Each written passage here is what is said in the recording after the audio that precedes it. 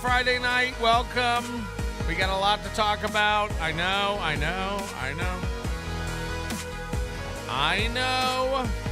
Look, I don't know if I believe any of this stuff coming out. You know, I don't believe any of this stuff. Just to catch people up real quick on a TLDR in case we get off on little tangents. I guess some documents dropped midday today. It was all the detailed outlines. I guess back in January, there was a restraining order filed based on things Aaron says on his program, things April says on the program about Ashley Larue, including, wishes of death and threats about the future and things like that. We all know this graphic nature of things Aaron says about his ex-wife until the past couple months, of course. Almost as if he has something to hide. Anyway, in this filing where Ashley Larue is basically asking the court to make Aaron and April shut the fuck up about her on their radio show, it details some interesting stuff, and there's a lot of text screenshots from Ashley Larue between April Imholte, now April Anderson, and Ashley Larue, detailing abuse from Aaron Imholte, including headbutting and squeezing her until she couldn't breathe. Hello? I'll say it again. Aaron Imholte allegedly headbutted April multiple times and squeezed her until she couldn't breathe. Yikes. People are saying the turn. The turn. I said this whenever the turn came up, man. There ain't no turn. There are turns and there are circles. Man, the turns are going to keep coming. So strap the fuck in. I don't even know what to think about this. Not a good look for Aaron, and it really kind of shines some light on his behavior for the past couple months. It's been very whiny, very defensive. His entire motive, I think, the past couple of months has been to discredit April and Nick. I think he's been very nice to his ex-wife in hopes that all this stuff doesn't come out.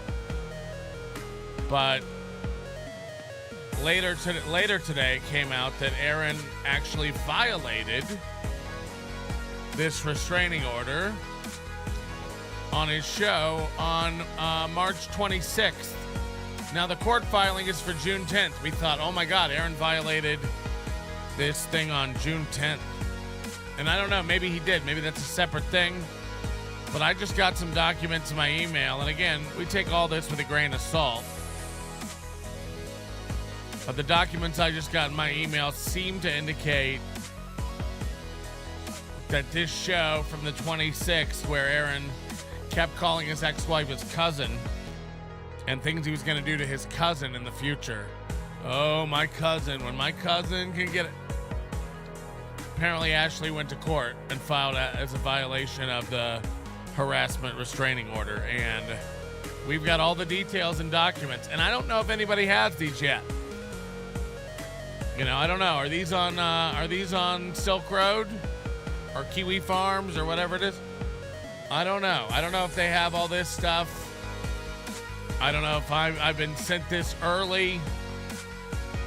But nobody has sent me this documentation until just moments before the start of the program today. And as if there's not enough. As if there's not enough. I imagine this will all be leaked soon enough, so here we go. The side of Aaron Imholte we speculated was there. We've seen the mental abuse. We've seen the psychological abuse. We've seen the verbal abuse.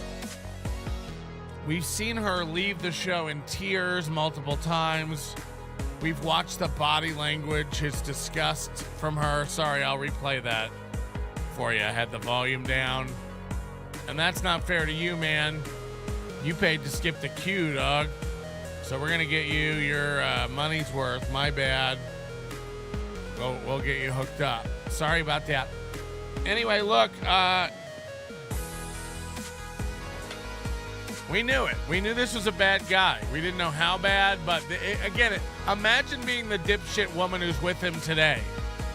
Imagine being slam piece, as if that's not a warning. You thought it was sexual when he called these women his slam piece. No. That's what he likes to do to their head into motherfucking walls. You heard? We got a physical abuser on our hands, it looks like. And boy, oh boy, if I didn't say it looks like, I'd be in trouble.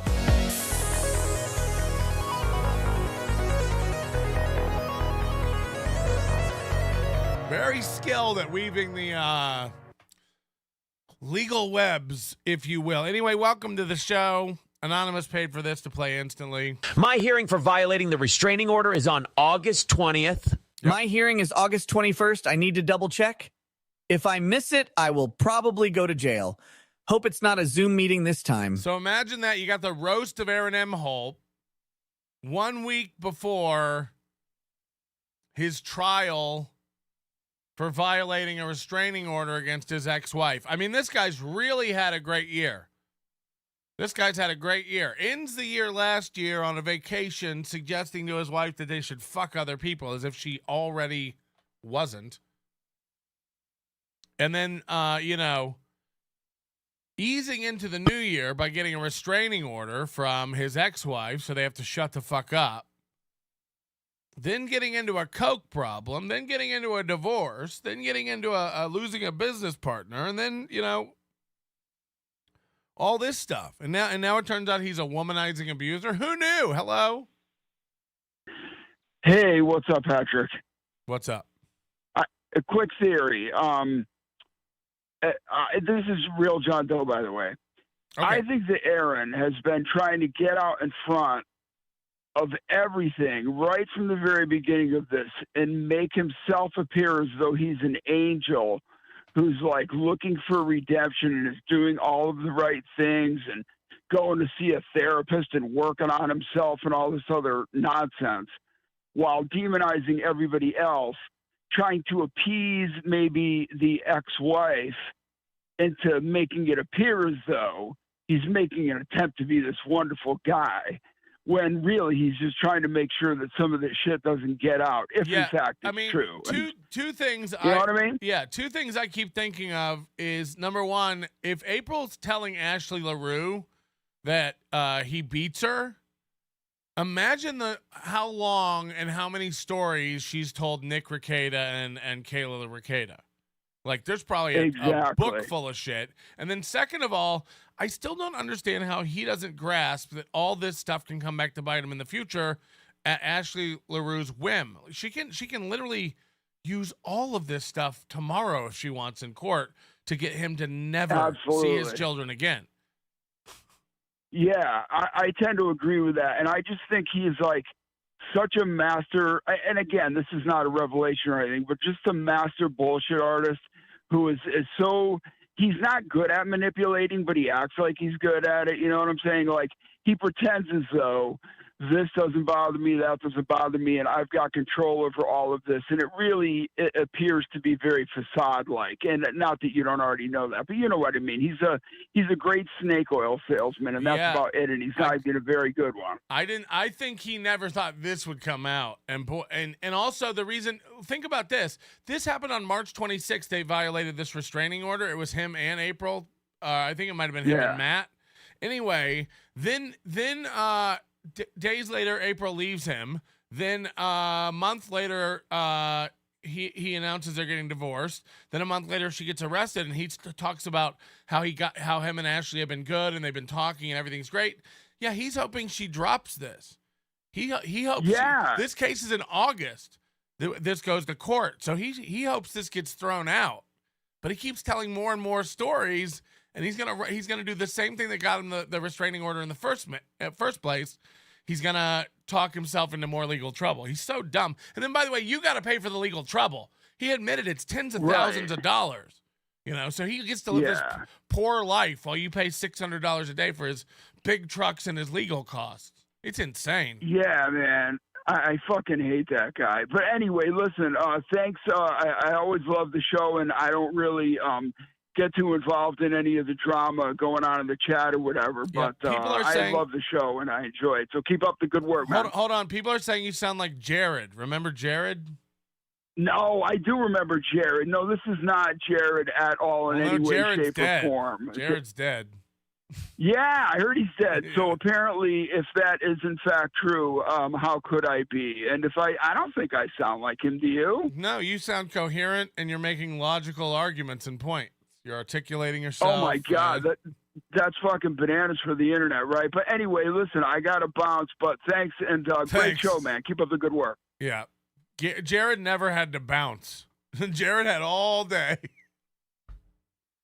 Hit the like button. We're here for the long haul tonight. All your theories, all your ideas. And by the way, I'm behind on all of it. I've been out of commission today with some other stuff. So I haven't even read the document in full. I've just seen the bits and pieces and all the goss, all the hot goss. So feel free to tell me what's what. Hello? Planet Fitness in Canton, Jordan speaking. Yeah, what's up? Yes, this is Planet Fitness in Canton, Jordan speaking. Yeah, what's up with you, man? I just want to talk to somebody. Yeah, what's up? Nothing, man. My mom's mad at me. She's trying to get me out of the house. I got you. So It's a bummer, man. She's always like mad at me for like spending all my money on weed, you know? well, yeah, I mean, I don't know. I mean, I'm sorry, man. Just kidding. Kill the Jews. Kill the Jews. else. No, I'm just kidding. You can't do that. You can't say that kind of stuff on a radio program.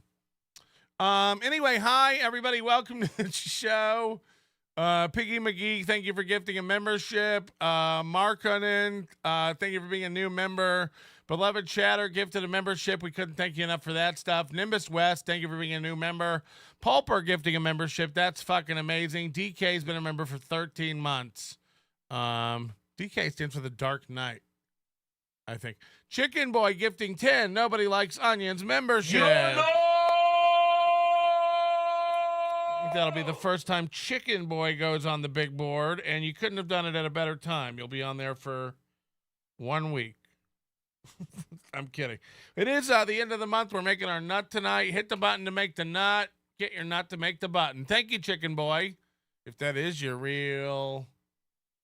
Do we have to flip you over to Sex You to find out if you actually are a boy? Bob Sacamano, I haven't seen you in a while. Thank you for the 5 gifted memberships. Fun Team. Sounds like a fake one. Mo Ketchup's gifted a membership. Thank you very much. Eric Vincent off. I'm not going to work here anymore. Red Anion. Okay. Beware the Groomer. Thank you for doing the. Oh, is that Meredith? She's an old school fan if that's Meredith, but I don't know if it is. I might have asked that before. Rerun member for 11 months. Shout out to the St. Lunatics. It's a Nelly thing we were doing. Lab Monkey 78's a new member. Sketty Tooth John gifting 10 memberships. Jesus I've made a huge mistake. Christ. Now we got Sketty Tooth John. She's already on our list, I believe. Oh my God. Thank you, Sketty. K. Christofferson. And J-Ro, thank you for being members. Colin Madden gifting a membership. Drive-By gifting 20 memberships. I don't have my sound effect, so I still have to just do... Ha!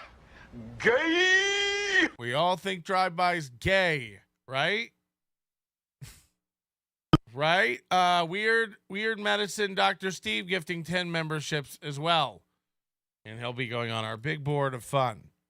For fun. Hello? Hi, Patrick. Yeah.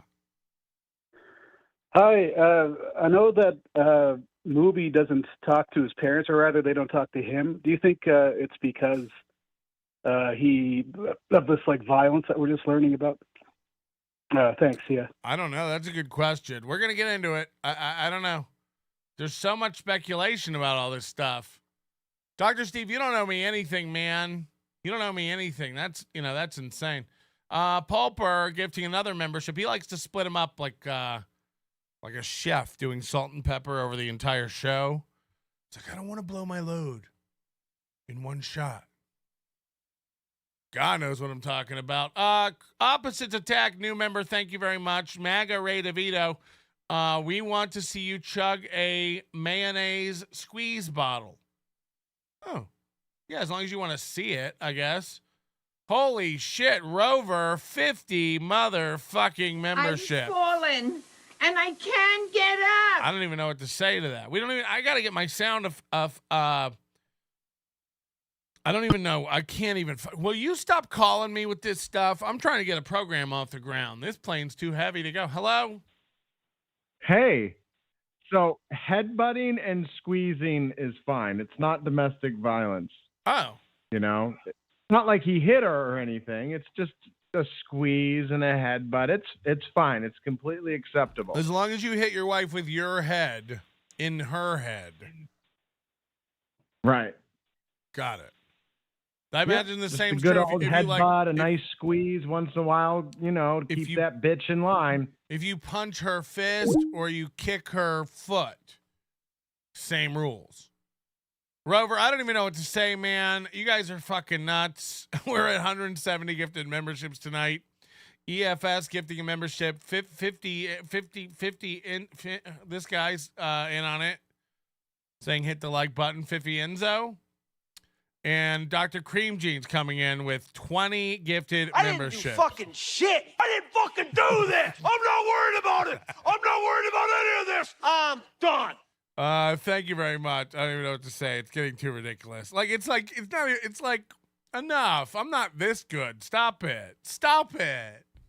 You nerds. I'm just a fat idiot with stupid opinions like you. I don't need your 20 members. Stop it. Stop it. You guys are crazy. DK with 10 gifted memberships. Yay. Hello, exactly.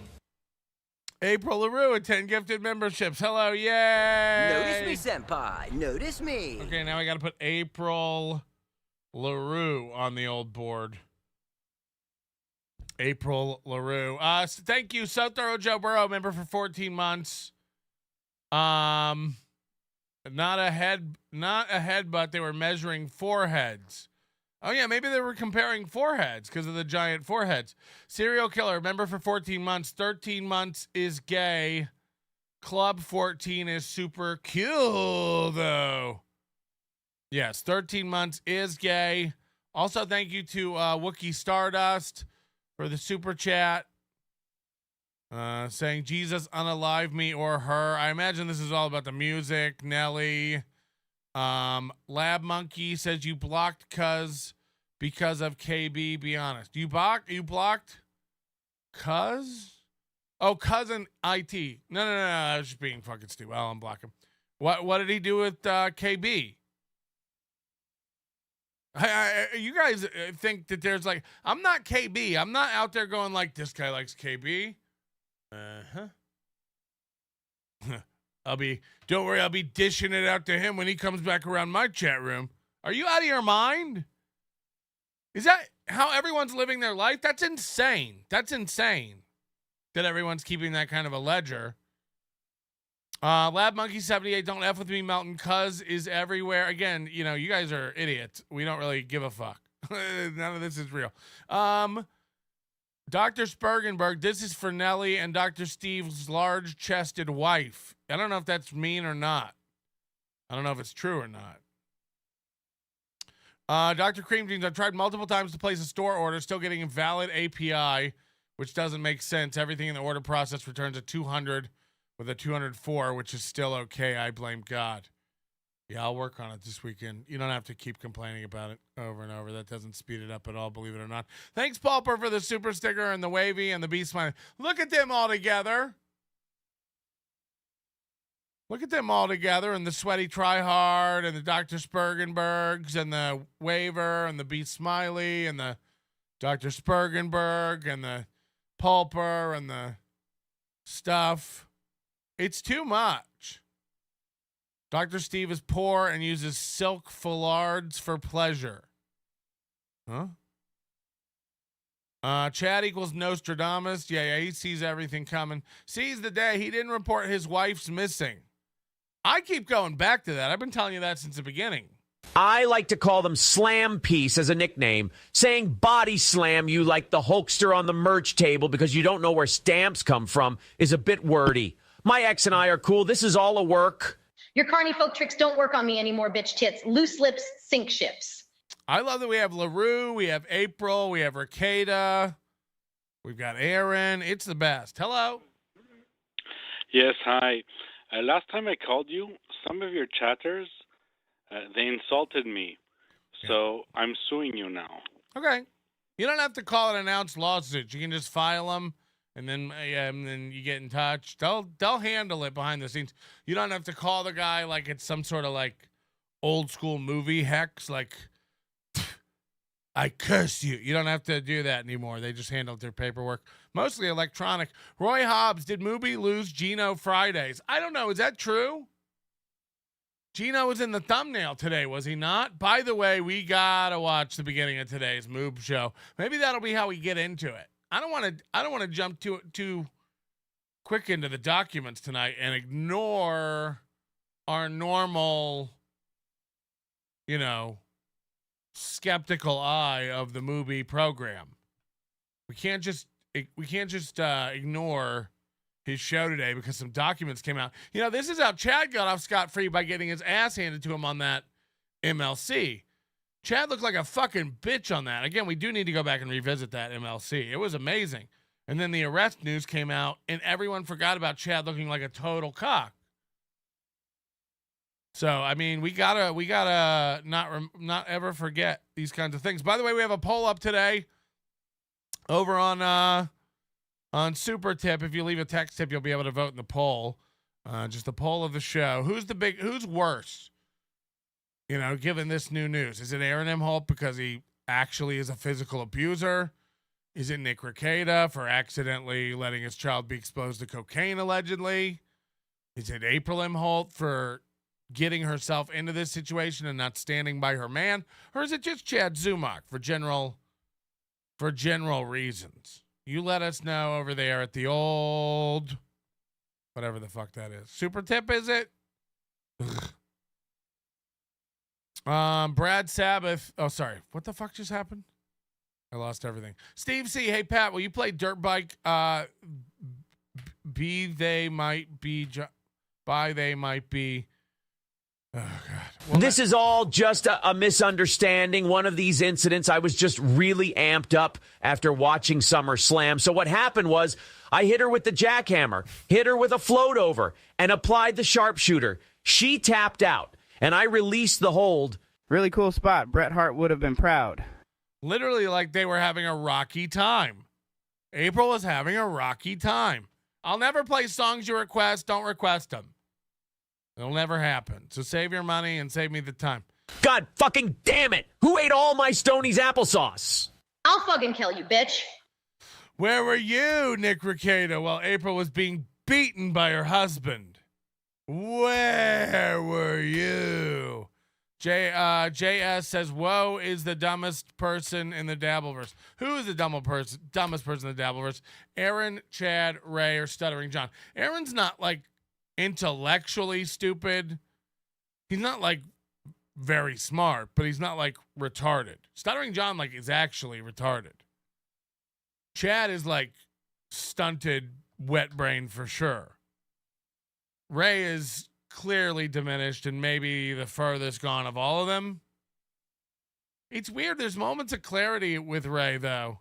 Stuttering John is just completely delusional and can't follow logic or thoughts. That's what I think. I don't like the look of your bar graph. Oh, hurtful. April, I will bear hug you until you are unconscious. Fuck my cousin. Oh, is she your new slam piece? Pig Newton, thank you for the super sticker. Tiff says Ray sucks the most. Corn Div says Aaron Imholte is the worst. Scotty Tooth John says Chad always sucks. Stand by your man. Give him 2 arms to cling to and something warm to come to when nights are cold and lonely. Oh, God. It's getting rough out there, man. $50 from Anonymous, back-to-back from Anonymous here. Voting Aaron Imholte in the poll as well. Biggest onion in the universe. Let's go. I don't know if I don't like the way you give me money to insult me, Anonymous. Feels hurtful in many ways, but thank you for the $50. You're up on the big board as usual. Brad Sabbath voting Chad Zumach in the poll. Sweaty Tryhard. That's right, brother. I gave her a good old-fashioned headbutt. All business over here at the toe. Slam piece better stay in line, or to coot Bill Goldberg. She's next. Can Moody check in with us once in a while? Miss New York wants to know. We might actually try to get him on here in a minute with our new link system. We're sending the link. We're sending the link. I don't know if we know how to or if we can, but we're going to try to see if it works. We've never used it before. Spina Bifida says, Sketty gifted 20 memberships, not 10. Stay black. Nobody said that. I mean, we saw it. We know it was 20. I knew it was 20. Did I slip and say 10, or are you dumb? You think I don't know she gave 10? I'll fucking cut your mom. Hello? Hello? Yeah. Yes? Hello? Yeah. How may I help you? How may I help you? Well, drop the attitude, okay, bitch. Don't even. talk Don't even. here. Okay, I don't know what that was about. Checking in for Ms. New York. There you go. You asked for it, you get it. Can Moody check in with us once in a while? Checking in for Ms. New York. There you go. $50 from Hey, Aaron, I'm booking a 3 Connection Breezes ticket using my vouchers. You think you can headbutt April. Don't mess with the Duke. I do hip abduction and abduction, so fooey off.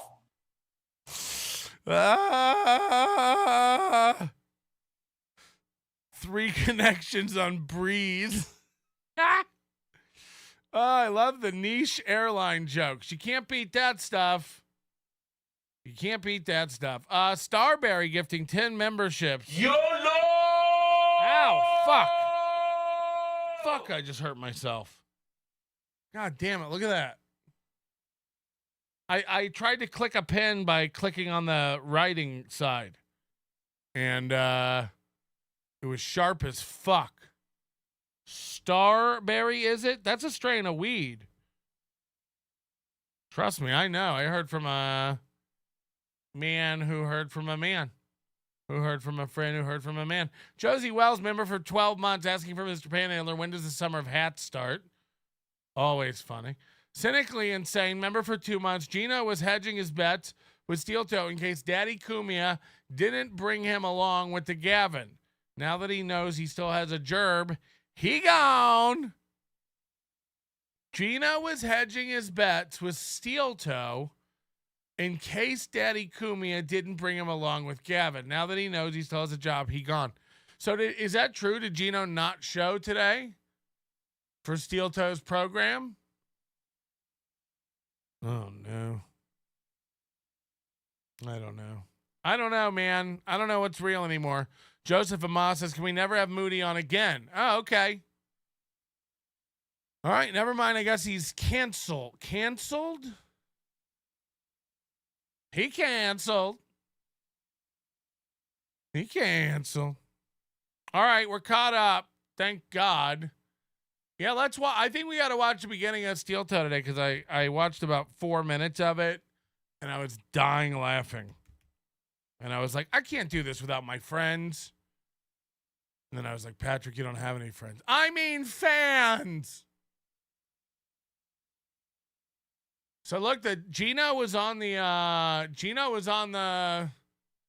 lineup for today. By the way, honey, oh no. It's starting, it's happening now. It's really happening now. He's falling. He did hit 13.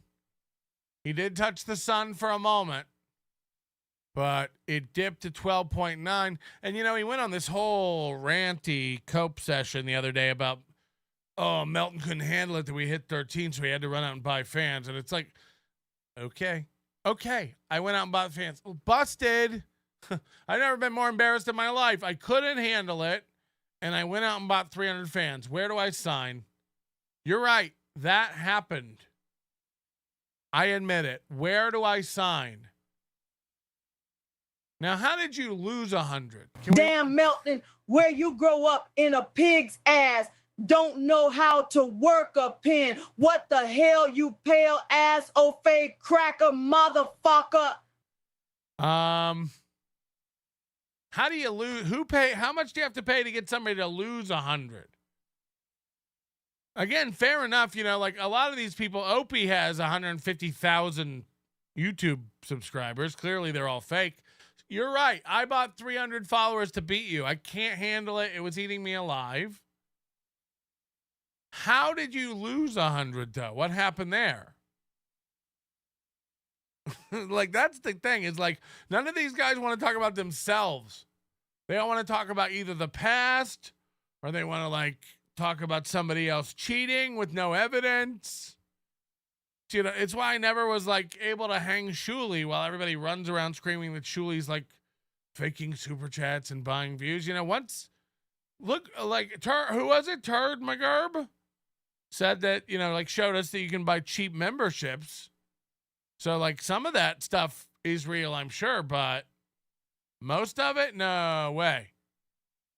No way. But we got to explore that Geno theory, Cynically Insane. That might be interesting. Bubble Popper 24, idea for new listeners. Go back and watch NLO's 7-part series, Steel Toe Shine Box. Melton has been on Aaron for over a year. I've been hooked since. Thank you. You make me sound clinically insane. Cynically insane. Sorry. And Nick is a drug addict and an alcoholic. He lost his kids. He might have given him coke, yet after all that, it must kill movie that everyone thinks Nick is infinitely more respected, likable, and cooler. Look, everyone, you know, when I so hard on Mubi, and for people who are new, again, we call Aaron Imholte Mubi. Just because Mubi's bad doesn't mean Nick's not bad. I'm not saying Nick's not bad, but like, I'd argue that somebody that does drugs and accidentally exposed one of their kids to drugs and no one would have ever known about it without a test is, see, it's so hard to say because one's potentially deadly. It's like a drunk driver who makes it home. That doesn't make it okay, you know? But at the same time, grabbing a woman and squeezing her until she can't breathe, headbutting a woman is somehow more like, look, man, I'll tell you this, headbutting a woman is somehow more unhinged and crazy than punching a woman. If you know what I'm saying. If you can picture someone who's so fucking unstable and has such little reign over their emotional, you know, core that they allow themselves, you know, we've seen it with both of them. I honestly think grabbing a woman and headbutting her is a far greater sign of like an unhinged, dangerous male than like a dude who slaps a woman, pushes a woman. You know, I mean, fuck. It's like, it's not a thing anyone does. That's why. Like, to headbutt somebody, what are you, Conor McGregor? Like, what's going on? And again, maybe this is his wrestling training. What if he's on some sort of fucking steroid or something, you know? Because he's so self-conscious about his physique. Doesn't leave obvious marks. Oh, headbutting? Yeah, I don't know, man. Like, headbutts are nuts. Headbutts are nuts. We might make a shirt. They call me the boa constructor in wrestling class. When my friends try and choke me out at my third wedding, they are in for a rude awakening. Oh, God, we knew, man. She was shooting daggers over to him for the past 6 months. We really, fuck, man. Imagine headbutting a woman. That's banana nut. Uh-oh, SpaghettiOs. That's banana nut. I had to resort to headbutting and squeezing because my fists are registered as lethal weapons. I too am a lethal weapon. Hey, buddy. Hey, buddy. All right, so here's where we're at with the Steel Toe Morning Show. 12.9 thousand subs. 4.1 thousand views he's got on today. Last night he had 3K. The morning show the other day, 3,000. So it's not going well. This whole bragging about 1,000 live is insane. It ain't happening. Look how far I got. 3 minutes and 28 seconds. I was like, my friends have to see this. By the way, 2 minutes of its intro. So I made it through 2 minutes and I was like, my friends down at the Onion have to see what movie starts the show with today.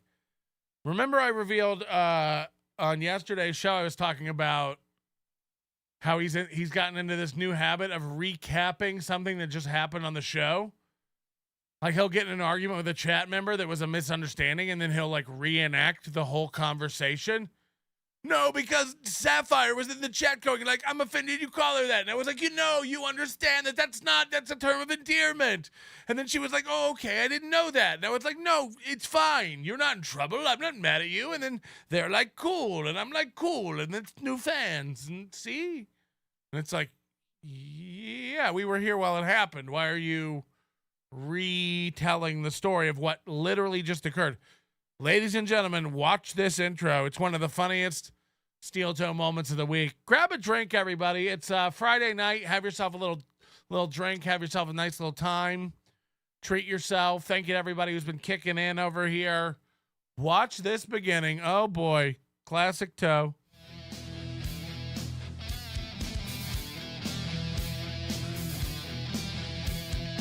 Good morning, everybody, and welcome to the Steel Toe Morning Show.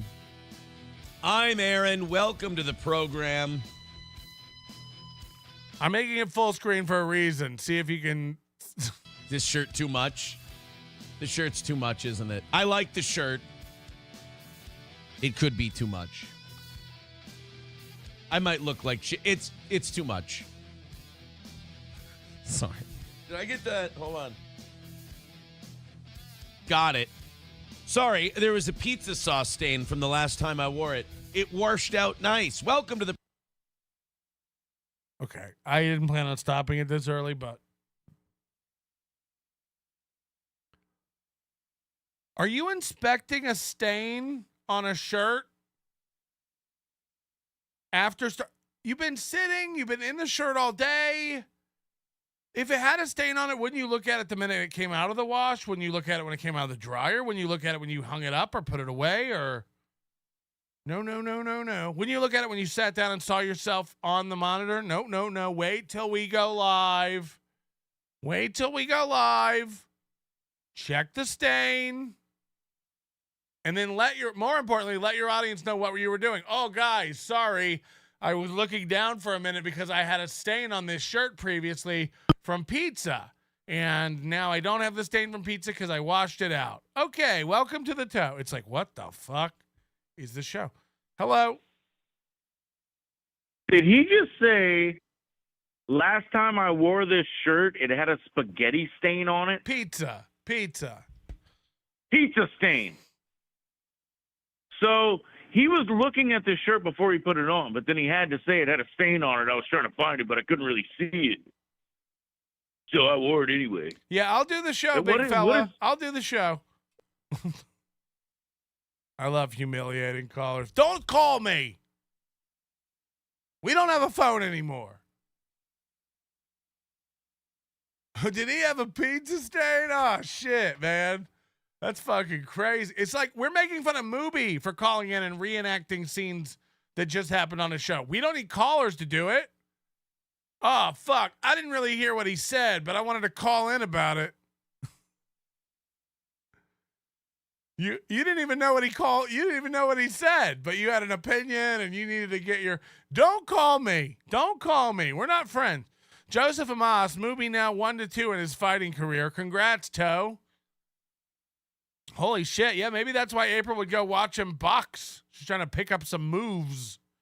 Dusty Settle says very caveman-like headbutting and beer hugging. Oh, yeah, he loves goblin beers. I'm great. I'm really, really great. If you know what I'm saying. I am a truly great guy. I might have overdid it with the one Raketa kid that I fed Coke to, but other than that, I saved these kids. Oh, boy. Oh, boy. Thanks for updating us on the pizza stain, Aaron. Fuck. The pizza stain. Did I get that? Hold on. Why would you wait until your show starts to do this? Sorry. Did I get that? Hold on. By the way, this was a planned bit. Watch him go right into it. There's nothing that happens that makes him organically look down. He backs away to look down. This was a planned bit.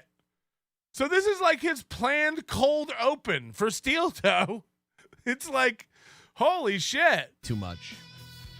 What is he looking at? What is he looking at? Ah! Listen up, Aaron, you Minnesota mashed potato face, my prosperity, Hadouken. And then so it was written on that fateful last professional show. The Toe was utterly defeated and erased from existence by the collective disdain of the bulbous one. I mean, flawless victory. I can't wait to see how he spends beating his wife. I mean, that's fucking wild. Never in my imagination would I've ever thought he was hitting his wife, much less that she couldn't take him. You know, beloved chatter saying their two giant foreheads butting seems inevitable. Yeah, just going around corners and in narrow hallways and stuff. I get you. I feel you, dog. Let's set this straight now. I have to headbutt because when I throw a punch, my wrists scrunch up like 50-year-old accordions. Give me a call, April. I love coke and abuse. Burp. That's right. Head buddy. That's right. Now April's got enough red flags and problems that John's probably interested in her. And then when she fucks John over and steals all his money or exposes all his dirt, he'll be like, how was I supposed to know? There were no warning signs. There was no evidence she ever used a man in her life. Fuller McAllister, how is Aaron even paying his bills with no viewers? I don't know. I don't even know.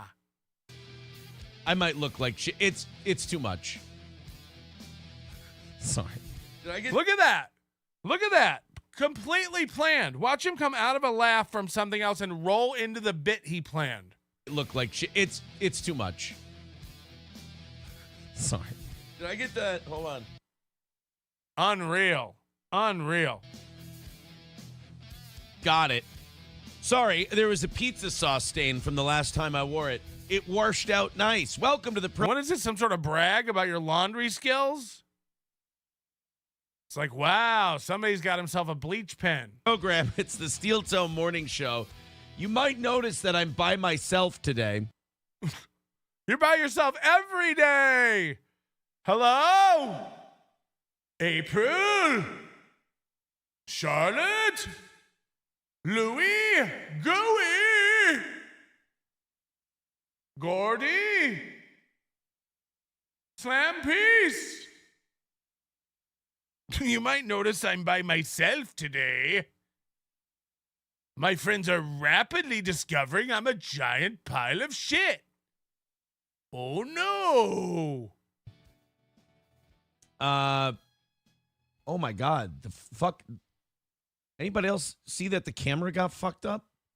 Is this another planned bit? Again, does he not look at anything before he starts the show?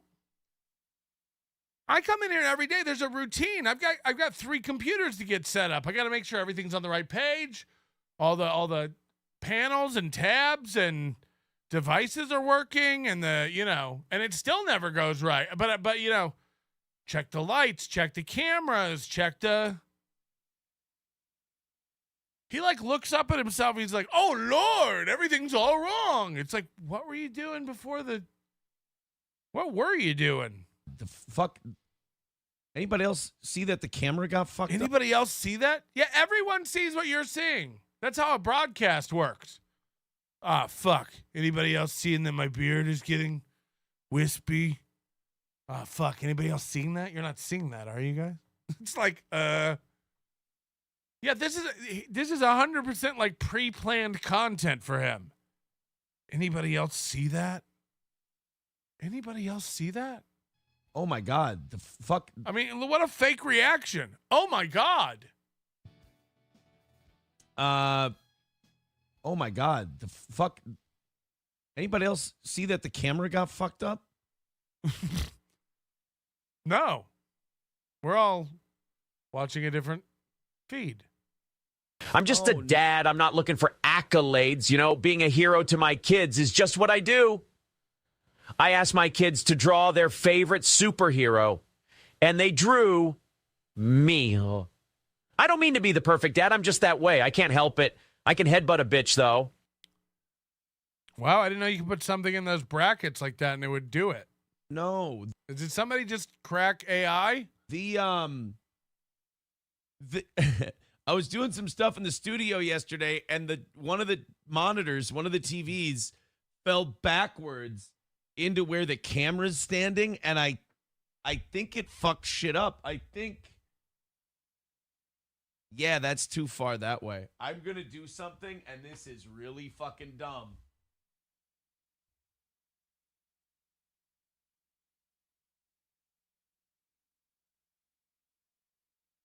I don't know if that was smart. That might have been really stupid. No, okay, that worked out all right. I think it's tilted a little, but yeah, I did some. I was a real rhinoceros in the studio yesterday after the show. I was fucking around. I was cleaning the table. I was being a good shop steward. And I fucking... It's not a pizza stain, everyone. Please calm down. Nick just happened to use my shirt one night to wipe the blood off his crank after he pegged me and snorted 15 8 balls. It's fine. It really is. Big elbows just banged into the TV, and it went back, and it hit the camera thing. And I felt like... I thought maybe it didn't hit the camera because I was like, you know what? Everything seems to look all right. So I just moved the TV back, and no. Whoa, what a recap, huh? Oh, no. Oh, fuck. Oh, shit. Does anybody else see that? Does anybody else see that my camera's off? Oh, fuck. Oh, shit. I'm going to do something so stupid. I'm going to do something so... oh, this is so dumb. This might be so dumb. Oh, no, that worked. Oh, that worked. Okay. Wow, that was crazy. Because, like, while I was on the other shot of Aaron playing that, I moved my camera to, like, set up to do, like, a bit, to do, like, a joke. And then when it came back to me, I'd forgotten I'd done that, and then I saw that it was moved on the screen. And I wasn't sure if when I moved it, if it would get back and go back to how it was, but I did. I was able to move it back, and then it was able to just turn back. So I probably could have done the bit, but I got nervous about it because it was turned, and I wasn't sure.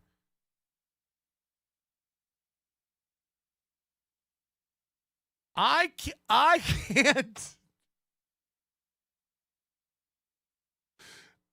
can't fucking deal anymore. I cannot fucking deal anymore. He not only is he telling the world's most boring story, he inserts this fake laughter into it while he's fucking doing it. It's fucking insane. I can't. Okay, so watch him retell the story of how the guys. You're not gonna believe how the camera moved. You bumped it and then fixed it? Can we have a show? No, I was... fuck.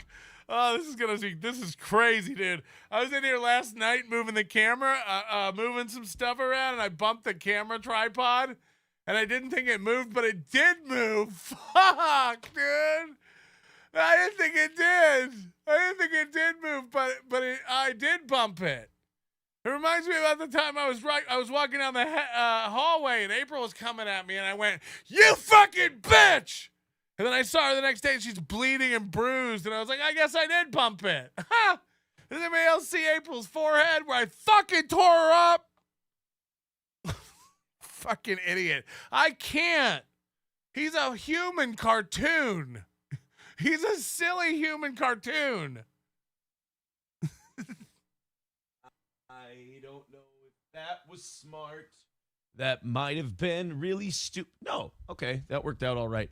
I think it's tilted a little, but it's always been tilted. That's how it's always been. All right, here he goes. Now he's going to tell you how that all happened. yeah, I did some, I was a real rhinoceros in the studio yesterday after the show. I was fucking around. I was cleaning the table.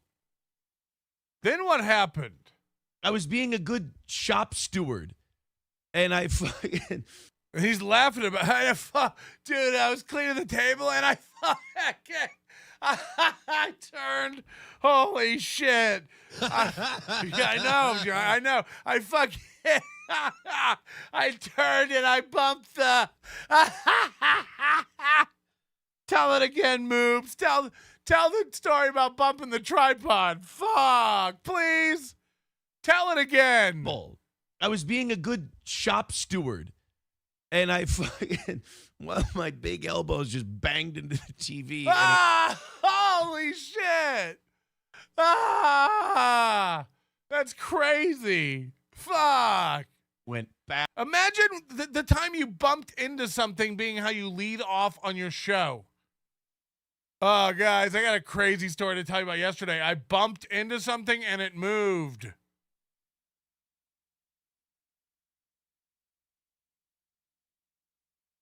Normal rules? Back, and it hit the camera thing. And I felt like, I thought maybe it didn't hit the camera because I was like, you know what, everything. I thought about checking, but I didn't. I just go, maybe it didn't hit the camera. And then I just went to bed. I mean, this is a real story in his life yesterday. Around, I was cleaning the table. I was being a good shop steward.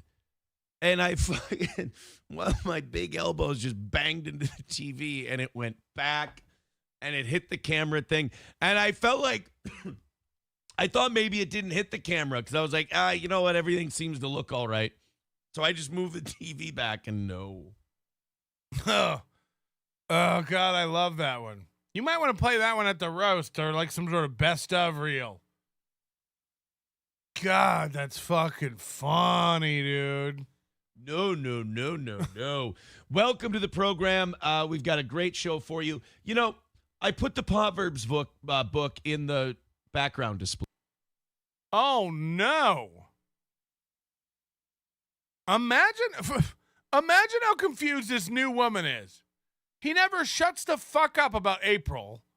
He's clearly so butthurt over April and Mrs. April, at least the idea of April and what April represented.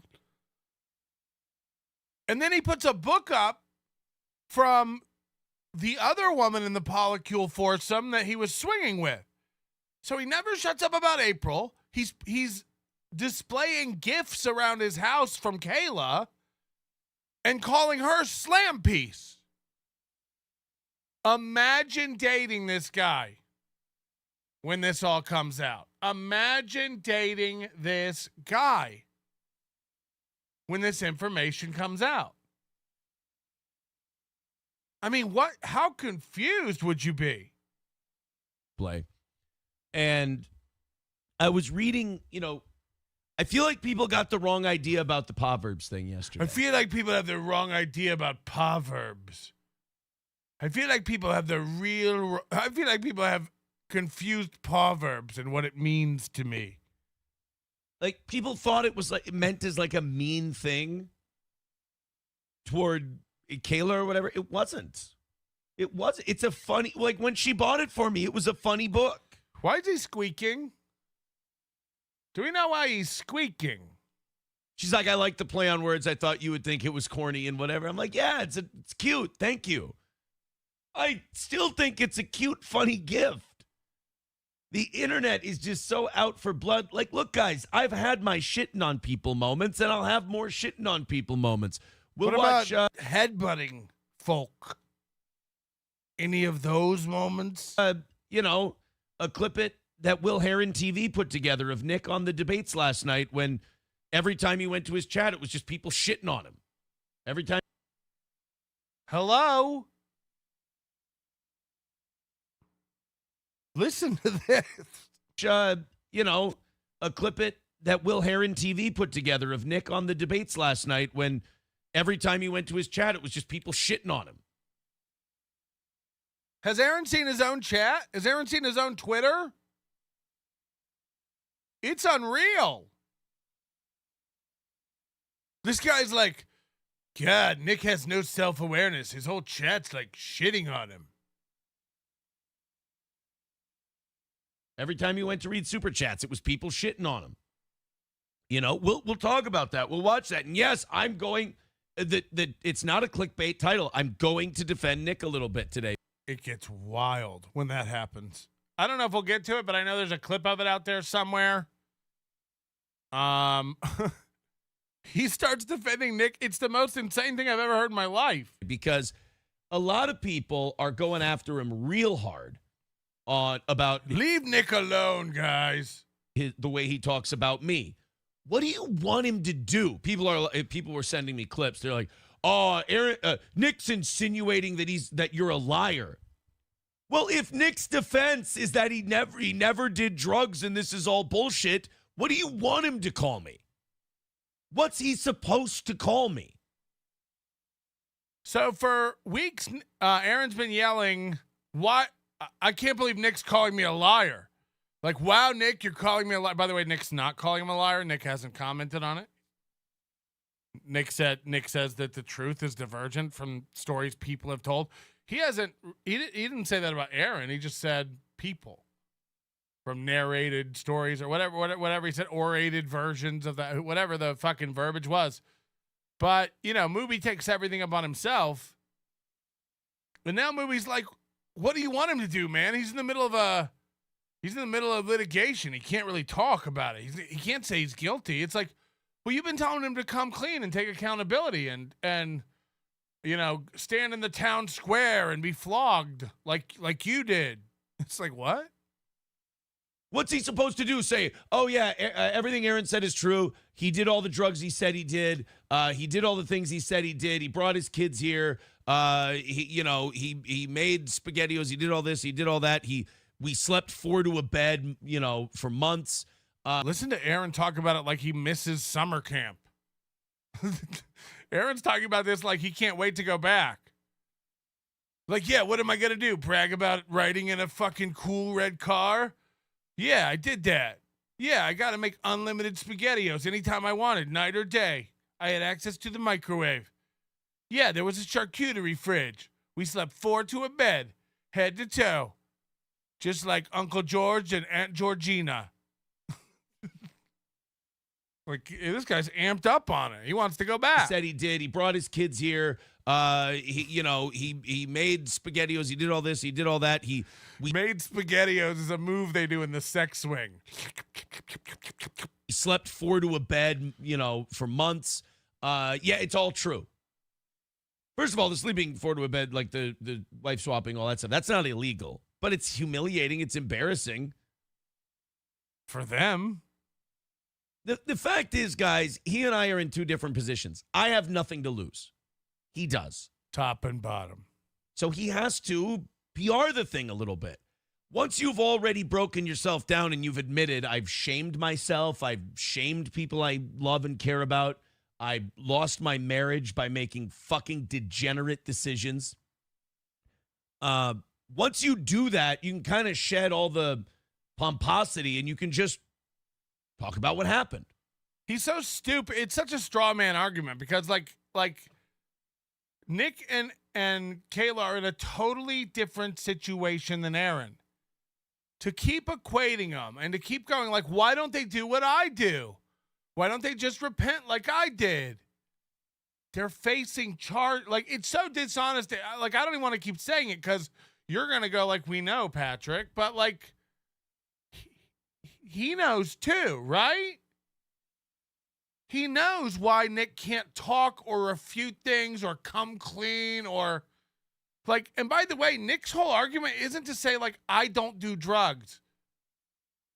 I don't have guns. Nick's angle on this, again, because you don't understand the law and how court works and how all these things work, like his goal is going to be able to not have to prove any of that and to get the evidence of what the police found in his house thrown out. Because if you can do that, then it all goes away. He doesn't have to answer to the fact, does he do drugs? He doesn't have to answer the fact did he have drugs around the children? Now, again, the CPS thing might end up being a totally separate investigation. I don't know how that stuff works once certain stones have been unturned. If you can put children back in danger like that, that's a different thing. But as far as his criminal case and him going to jail, like all he wants is to not. He doesn't care about proving he doesn't do drugs or proving that he didn't have drugs and guns around his kids. He doesn't give a fuck about that. He doesn't have to do that. He has to make their evidence not count. He doesn't have a burden of proving shit. And by the way, he can't. I mean, if they're allowed to admit that, he's fucked. That's the bottom line. If that's allowed in, it's pretty much over, Johnny. And I don't know if there's even a prayer of a plea at that point. That's breaking yourself down. If you're still fighting a legal fight, you can't just go and say that shit. You can't go, yeah, Aaron's telling the whole truth. Like, so why have you been begging him to do it for months? This is the hypocrisy everybody hates with this guy. Let's forget for a moment that it's come out now that he abuses his wife, his ex-wife. And we know Nick here. Ooh. Aaron is trying to not come off as jealous, but he is because his former slam piece is now my slam piece. Truth is, he misses watching Ape eat SpaghettiOs off my worm from the corner of my cuck shed. Jesus fucking Christ. Jesus fucking Christ. I hope you are ready for my week-long I spilled a drink in the studio storyline. Let's go. I spilled my drink in the studio. Jay Santos, Toe knows the reckoning is near. This Ninja Melton better find his hook and get back on that shit. You crazy? Control your cameras, dog. I can't wait till he has Matt on to talk about this on Monday. I'm sure there'll be some 20-minute, show about it on Sunday night where he's like, we'll talk about it tomorrow. I'll have Keanu on to tell you I'm a good guy. The Kush King, June 25th was the date of 1,200% increases in subs. Oh, hold on. I think these are out of order. Melton, you had a 1,200 increase in subs over your daily average along with drop in viewers on the same day. Care to explain how that could be? June 25th was the date of 1,200% increase sub. What's today? June 20. Yeah, I guilty of whatever you're. Again, I don't, whatever you think I did, I probably did it. And that's why I haven't been able to look at myself in the mirror. Jay Santos' confidence completely shattered. He can't even gather his thoughts any longer. I don't know about that, but, between the breakdown on Wednesday of shit with his therapist, where he's like, I don't know if it's okay to I hate her. When he gripped his fucking Sharpie and shook and admitted he hated April, I really hate her. Not the person. But just the idea, the future, what we had. Look, I'm not gonna, I hope it doesn't come out that I have been satisfying Aaron sexually in the interim until he finds a new slam piece. Oh God. I just imagine what this woman feels if she is aware of any of this. Hold on. So he beat April. He psychologically and mentally abused Ashley Larue. And he calls me slam piece. And he puts up a book from his old side piece on his show set and calls me sack demon.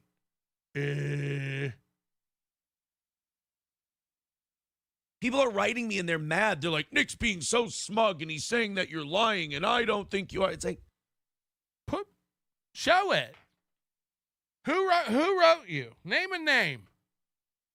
People are writing me and they're mad at Nick. They're like, Aaron, Nick's saying you're lying and we don't think you are. And I'm like, guys, what are you going to do? You know, don't worry about me. I'm fine. It's like, I don't think you're getting emails of people who are mad that Nick is lying about you and they don't believe it. I don't think I've ever gotten an email that was like, Melton, people are saying you bought 1,200% subs on, what was it? June 25th. Melton, I'm mad. People are saying you bought 1,200% subs on June 25th, and I don't think you did it. Grrr. It's like, thanks for the support, but don't worry about it. Let them say what they're going to say. We know the truth. PM. Oh. guys, what's he supposed to do if he admits, People keep emailing me going, Melton, we don't think you're a liar, but people are saying you lie. Melton, they're saying you're lying. Melton, they say you lie. he says, oh, Aaron's telling the truth, then he might as well take a plea deal and plead guilty right now. He's clearly said he's not doing that. He's going to fight the government and this and that and blah, blah, blah. Guys, there's enough facts on my side. For you to believe that what I've told you is true. Again, just Mooby talking out of pocket here. No idea how anything works. No life experience. It's insane to be married 2 times and, just be this far along as far as like on paper life experience, This guy owned a Buick Lucerne. And then just not know how anything works. The only thing I think you could fight is maybe my interpretation of how it makes me feel or whatever, but those are opinion ideas. Those are opinions. Those are opinions on how the facts make you feel. And I know a Jewish man once told me facts don't care about my feelings. Ugh.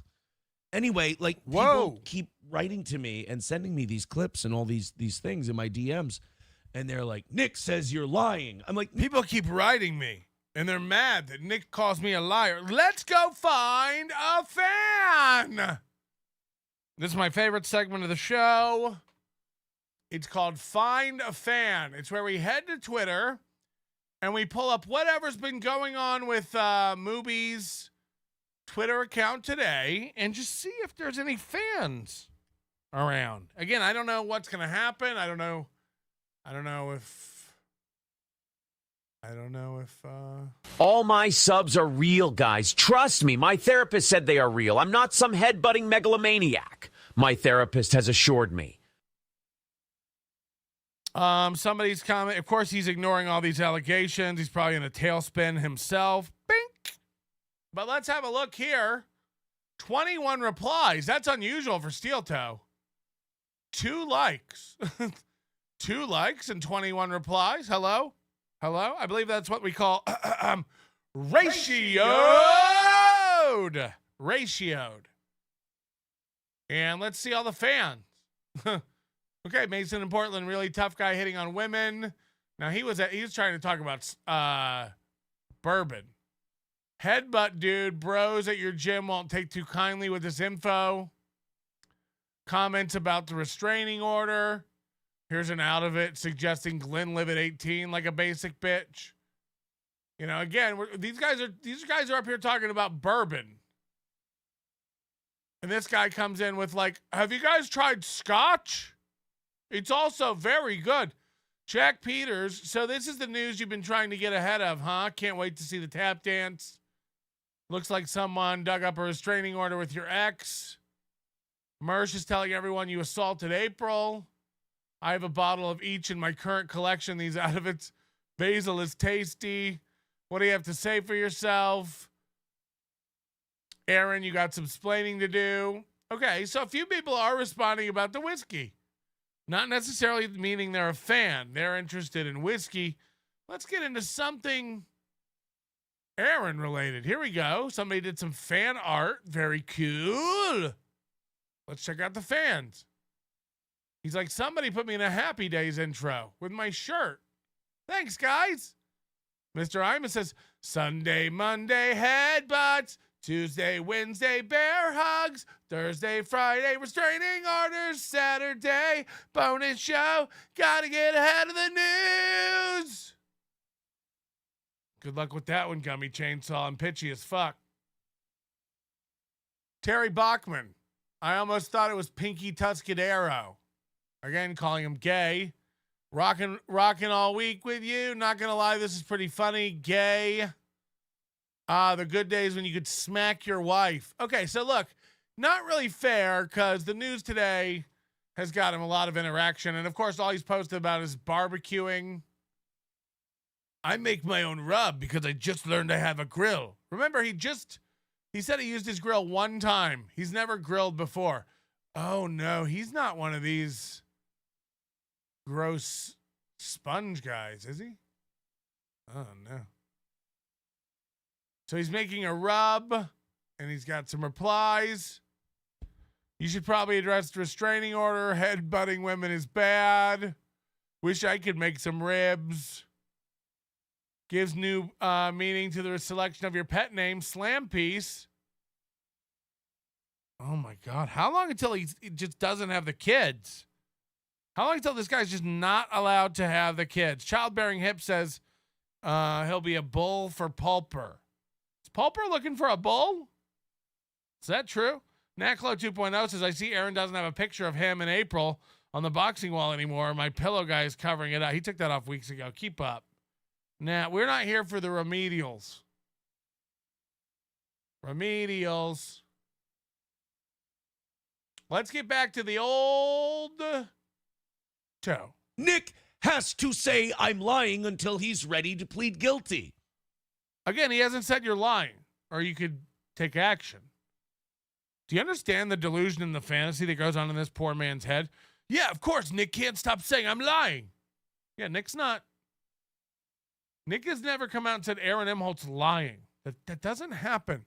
But again, to these guys, this is what it feels like. So they don't tell you what the other person does. Nobody does anymore, by the way. This is just their new reality. Stand in your truth. You know, don't deny someone else their truth. So he gets to go, no, he keeps calling me a liar.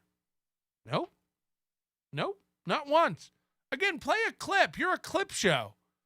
How come you never have a clip of anyone doing the things they say you do to them? You know, I mean, nonstop. He'll like tell you his numbers are better, but he'll never show you my numbers. You know, 1,200% or not. I don't even know what the 1,200% thing's about. Honestly, I don't know. Like, I understand you're pulling a big got him. I have no idea. I don't even know what you're talking about. Views or hits or subs. I know. Look, I attribute everything to John this week or somebody's buying viewers. I don't know. Did it get 11,000 views on that video or 12,000 now? I don't even know. Yes, or somebody bought views. What do you want me to say? Like, do you think I'm buying views on one day? You're out of your mind. You're out of your fucking mind. Grow up. W man, cook out tomorrow at 7. See you there. Where are we cooking out? And what are you making? And who's doing the rub? Until he's ready to plead guilty, which he may.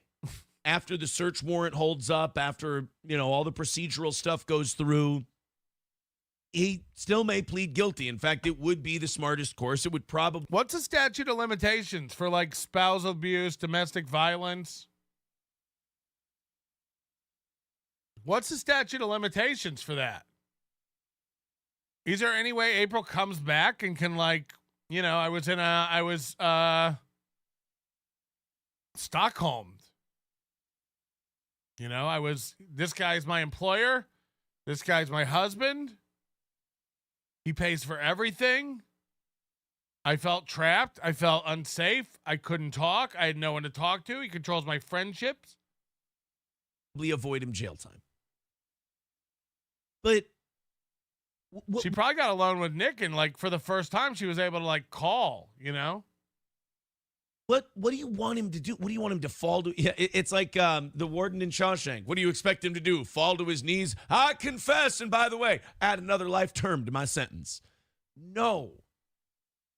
He and I are locked in to be, the financial abuse. The enemy, the good guy, bad guy combo. I think it's bad guy, but it's a heel. And by the way, if for some reason Nick's available to Nick, it's able to like avoid jail, then he'll be a free lawyer for April. If the rumor that she's living in the house next to the Ricadas for free, as if program, as far as I'm concerned, like, what do you expect him to do? So when people send me clips and they're like, what do you think about Nick calling you a liar? I'm like, it's what he has to do. Why? Hold on, though. Again, this is such gaslighting horse shit. Because for weeks, all Aaron's done is go like, I can't believe Nick's calling me a liar. What a piece of shit. What a piece of shit. Why won't he come clean? Why won't he fucking repent? Why won't he beg for forgiveness? Why won't he just admit what he did?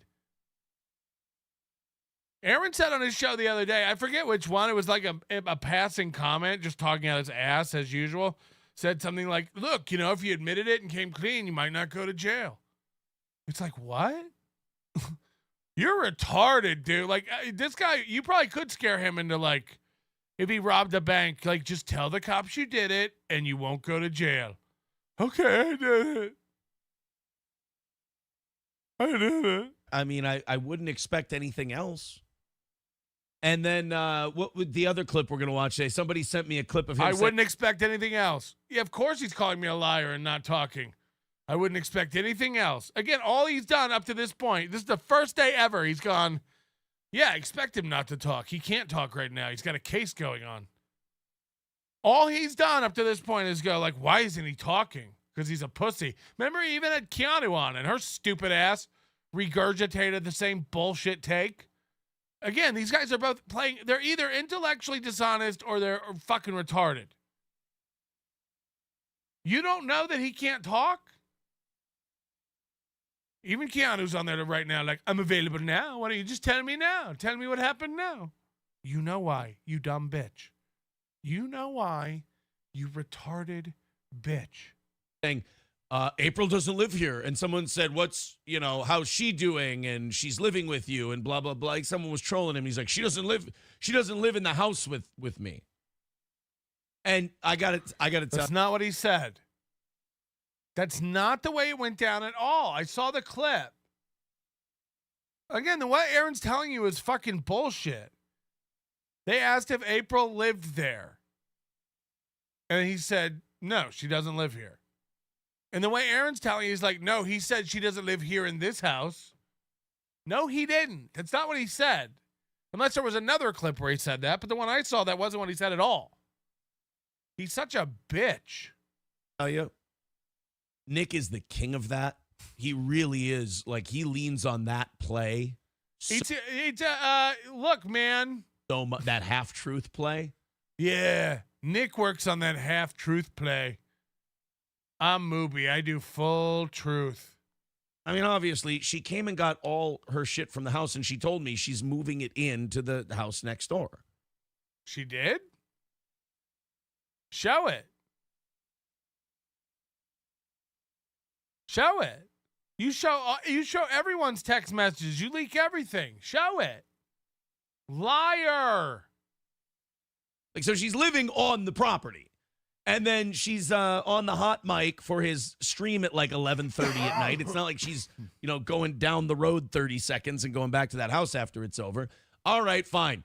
So she lives next door on the property and you're still sleepover buddies. There, is that better? I mean, so like people send me all this stuff. So Mooby just gave himself a win about a thing he guessed. Classic Moob. They're like, Nick is telling half truths. I'm like, that's what Nick does. Nick is Mr. Technicality. At least he's a lawyer. I hope he's Mr. Technicality. Hello? Nick's always getting off on technicalities. I hope so. I hope so. That's called being a lawyer. Whereas you just lie. You just outright lie. You're like, Nick's always right, but just only technically right. Well, it's better than just being a fucking liar. Nick is Mr. When I'm backed into a corner, I'm going to wait for you to say one word that I think is out of place, and then I'll just hyper focus on that and ignore. Yeah, that is how it works. That is how he's going to get out of this. If he does, there'll be one word that he'll be able to pull, and it'll be a thread that unravels the whole thing. So, yeah. Ignore the main point. That's what he does. That's what he's been doing when he comments on his case. Oh, there hasn't been any positive drug test of me. Yeah, because you won't let it be released. I haven't tested positive for anything. That's because you won't test. Again, it's not that he won't let it. He's trying to prove that it doesn't have to be and that they have no right to release it. Again, I know it's 6 of one and half a dozen of the other, but like Mubi, no one has to release results of a drug test. No one. And again, unless compelled by a court. So he's arguing that the court doesn't have a right to make that released. Yes, man. And your spin on it, where it's like he won't release his drug results. Well, release your drug results. No? Feels invasive? Not really germane to this conversation? Yeah, he's trying to argue the same thing. Get your children back. So, motherfucker. Why isn't he explaining why Gino's not there yet? So when people send me that stuff, that's why they're part of the title of today's show is Defending Nick Rekieta. Imagine if I told you why part of today's title is, guys, that's why part of today's title is Patrick's in quite a jam because I got my whole fist stuck in some jelly. Guys, what do you want him to do? And also, it's... Yeah, what do you want him to do, guys? Why do you keep wanting him to explain himself? Guys, lay off Nick. He can't talk right now. He's in a case. Why do you keep wanting him to talk? Take it easy on Nick, you fucking idiots. Imagine him saying this. It's fucking wild. Somebody could splice together him yelling at himself from like a week ago, screaming, why won't Nick come out with everything? like you really could. He's that much of a fucking doofus. Thank you, Danny Crook, for joining up. Pulper dropping a membership as per usual. Apar says, so April's forehead is huge because of Aaron, not jeans. Yeah, what if he just mashed it fucking flat like a silver dollar pancake?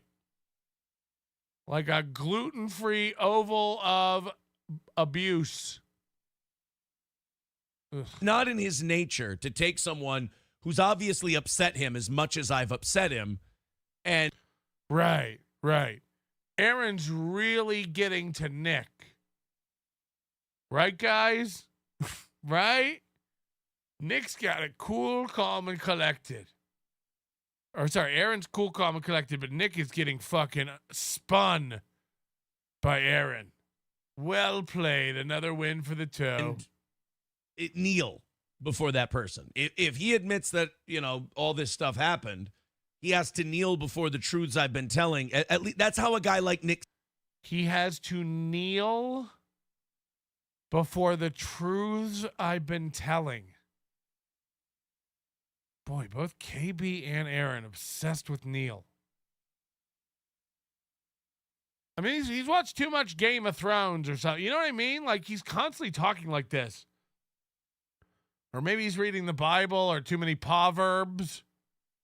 It's always like, this gladiatorial combat speak. Gladiatorial. He needs to kneel. They need to repent. flogged in the town square. It's like, what? Sees it. He's not going to do that. I'm telling you, his pride, a narcissist's pride is too strong. And look at it. Look at his body language when he does this. He's constantly wringing his hands.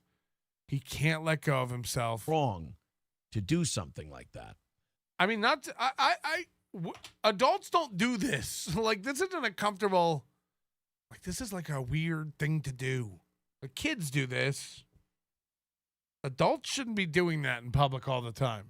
So yes, thank you guys very much for sending all that stuff. But I'm telling you, you're not going to get whatever it is you want. See, Bradley Smith writes in, I find it enraging the way Rekieta dismisses what you say with, Aaron can say whatever he wants and people can judge his credibility without any input from me. That's not dismissing it. That's just a statement. Hey, will you comment on what Aaron said about you? No, people can judge Aaron on their own, on his own merit, and think whatever they want about him on their own. Wow. And Aaron's cope about that statement is, wow, he just dismisses me and calls me a liar and he's scared of me and stuff. It's like, that's what you got out of that? That's not what was said at all. At all. Bradley Smith writes in, I find it enraging the way Rekieta dismisses what you say with, Aaron can say whatever he wants and people can judge his credibility without any input from me. Why does that bother you? That's exactly what people are doing. I mean, the cops took 26 grams of cocaine from his house. And I said, yeah, well, I did cocaine at his house and all of them did fuckload more. You know, it's not exactly, that doesn't sound like breaking news. But of course. Again, no one's saying that didn't happen. He's freaking the fuck out. Like, he's fighting ghosts.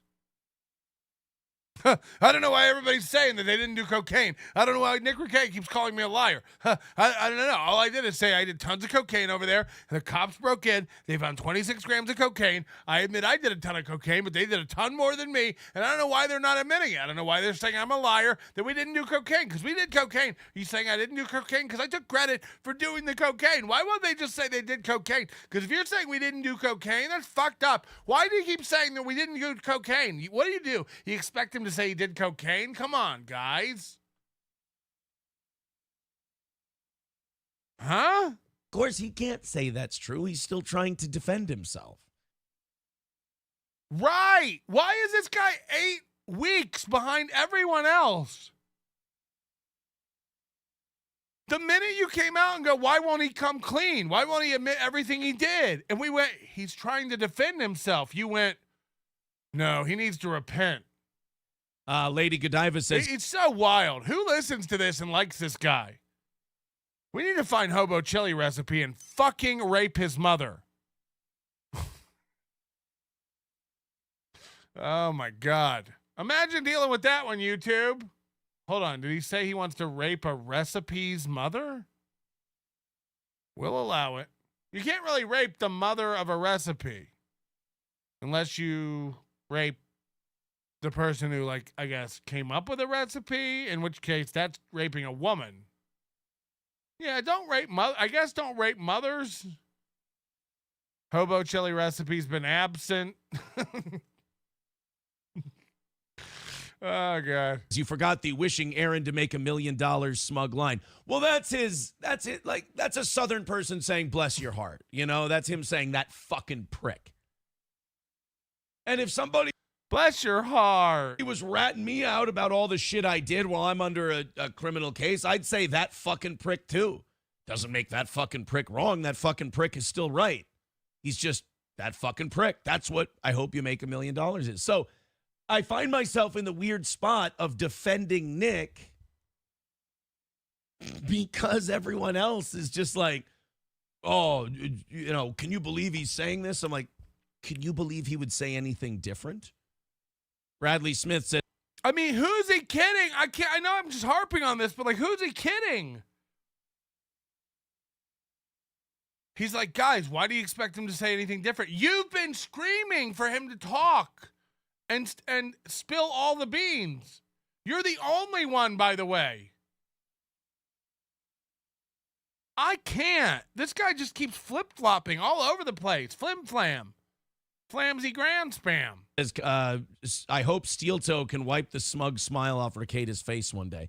What do you mean one day? You don't think we've wiped the smug smile off his face already? First of all, the delusion. Yes, Steel Toe has wiped the smug look off Rekida's face. Steel Toe did that.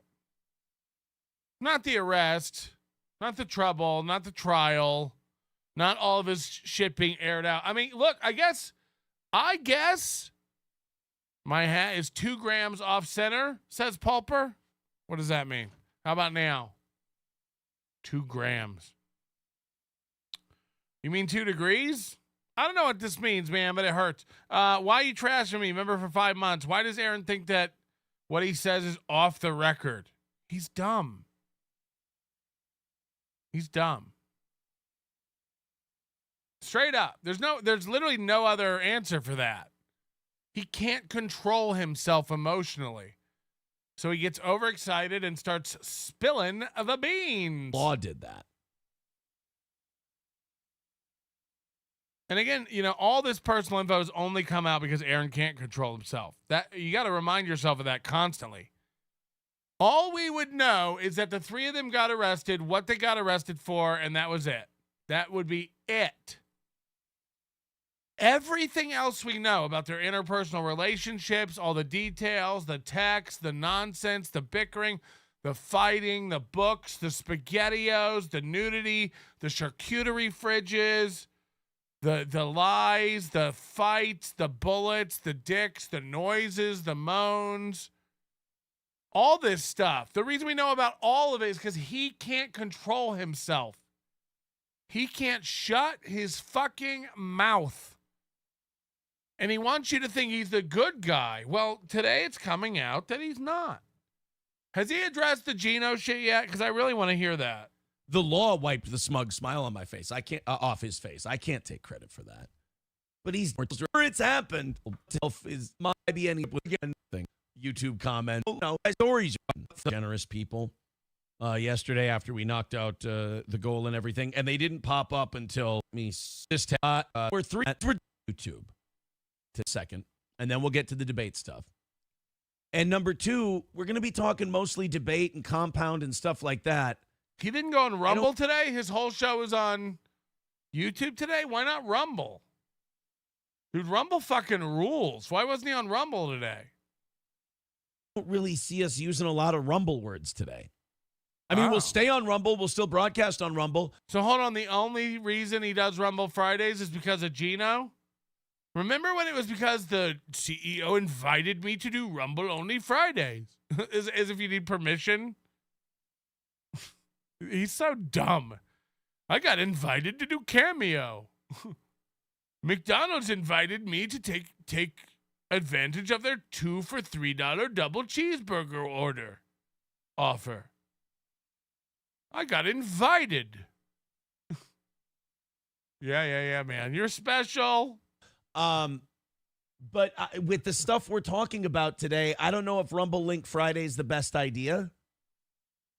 I think we should stay on both, but I think we should just talk, since I'm alone and I don't have any of my co-hosts here to tell me how fucking much I've bled this into just boring bullshit, ad nauseum bitching about my complete loss of a life and partner. I'd like to stay on that topic. Tampa Terry Quadfather is going to poke that slore little Lemmy while that drunk granny is in the loony bin. Another steel toe situation. Pat brother, NLO cousin. Yeah, what's going on? I guess little Emmy's man is going into rehab or something, or the loony bin. And then we all get to have we all get to pass little Lemmy around like that retarded girl. When Aaron says my face, that is actually code for my dong. And yes, Aaron wiped my glaze off that after I finished taking a hot, steamy Coke dump on his when we all were doing poop play in my bed. Yikes. Tiff says, leave Lemmy out of your mouth. No, I'm just wondering if she can put me in hers. Hello. I also here's my problem. I also don't want to piss off the people who tune in for Rumble only. Right. That's the problem.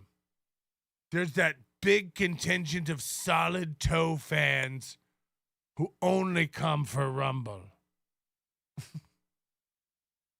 I just want to see what the Rumble chat thing. I mean, the YouTube chat, you're biased. I always like to start my show and then go, I don't know what I'm going to do. I like to check the chat and see what they want.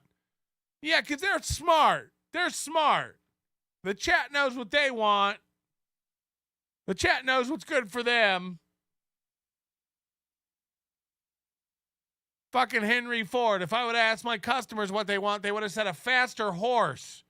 The customer's an idiot. They don't know what the fuck they want. They don't know what their options are, and they don't know what's best for them. They're eating corn syrup. Of course you want me to stay.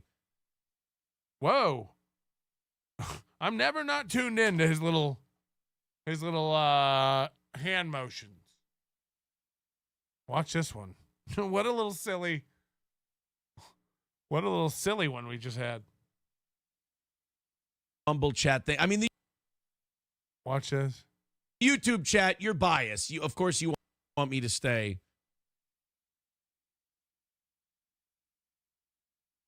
What the Rumble chat thing. I mean, the YouTube chat, you're biased. Of course you want me to stay. On YouTube chat, you're biased. Of course you want me to stay. What the Rumble chat thing. I mean, the YouTube chat. Imagine this man hitting you with these little wrists. It's probably why he had to headbutt her. If he was to use his fist to hit her, these would have just snapped off, these little twigs. You're biased. Of course you want me to stay.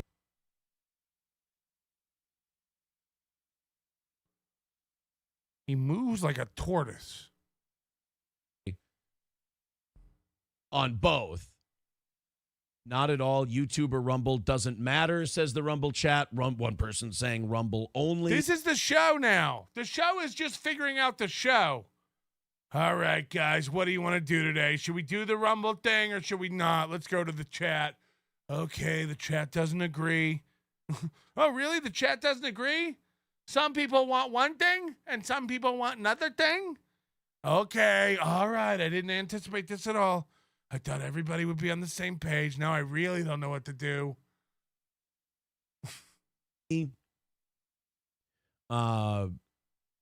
Somebody there was a comment I wanted. Only if there was a way to Is it the show? Is this the permanent default start to the show? No, Skeezy, it's not. Is this the permanent default start to the show? It is. How many months do you need to see this before you realize this is the new show?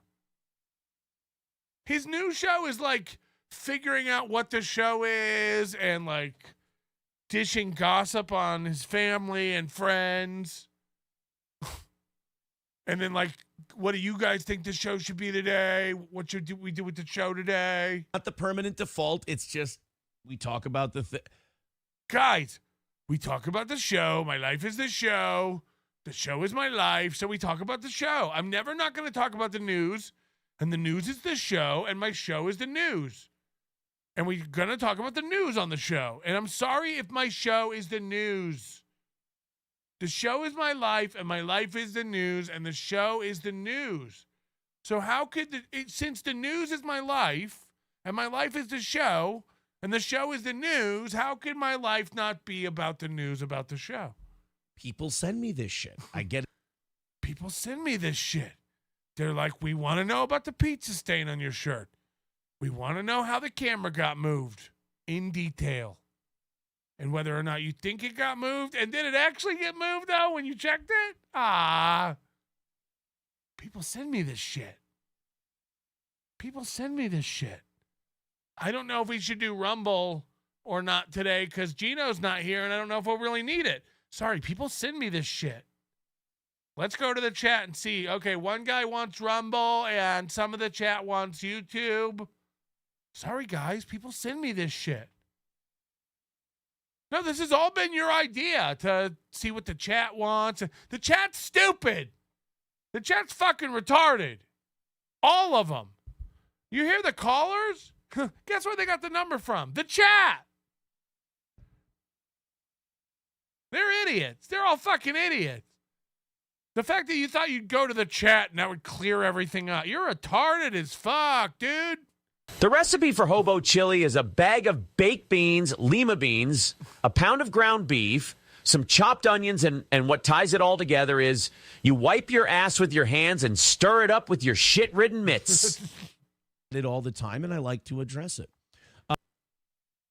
To the show. No, Skeezy, it's not the permanent default. It's just we talk about the thing. People send me this shit. I get it all the time. I don't want to do it. I have to do it. Oh, fuck. We never locked this down? You cucks. We're locking her down. You got to be a member. To get the exclusive tonight, man, you got to be a member. Sorry. And we're going to have a show on Sunday, too. I'm not saying maybe. I'm telling you. We're going to do a little show on Sunday. So look for that. We're locking it down, you fucks. Bye. Watch his numbers drop. Oh, man, we were really cooking, too. We would have had 1,000 if I never locked it down. Address it. It's okay, boss. We aren't like YouTubers. We don't care either way. Only if you strip down. YouTube, Rumble app fucking blows. It's your show. Do whatever the fuck you want. You're going to have a hard... Imagine reading all this as part of your program. This is what they're talking about, Aaron. Listen to yourself. Watch him just read through the comments. By the way, he's not commenting on them. Don't care either way. Only if you strip down. YouTube, Rumble app fucking blows. It's your show. Do whatever the fuck you want. You're going to have a harder time hitting the goal if you don't do Rumble Friday. We'll hit... Whoa. Hit the goal today, right, guys? Right? We'll hit the goal today, right, guys? Right? Hello? We'll hit the goal, right, guys? Anyone?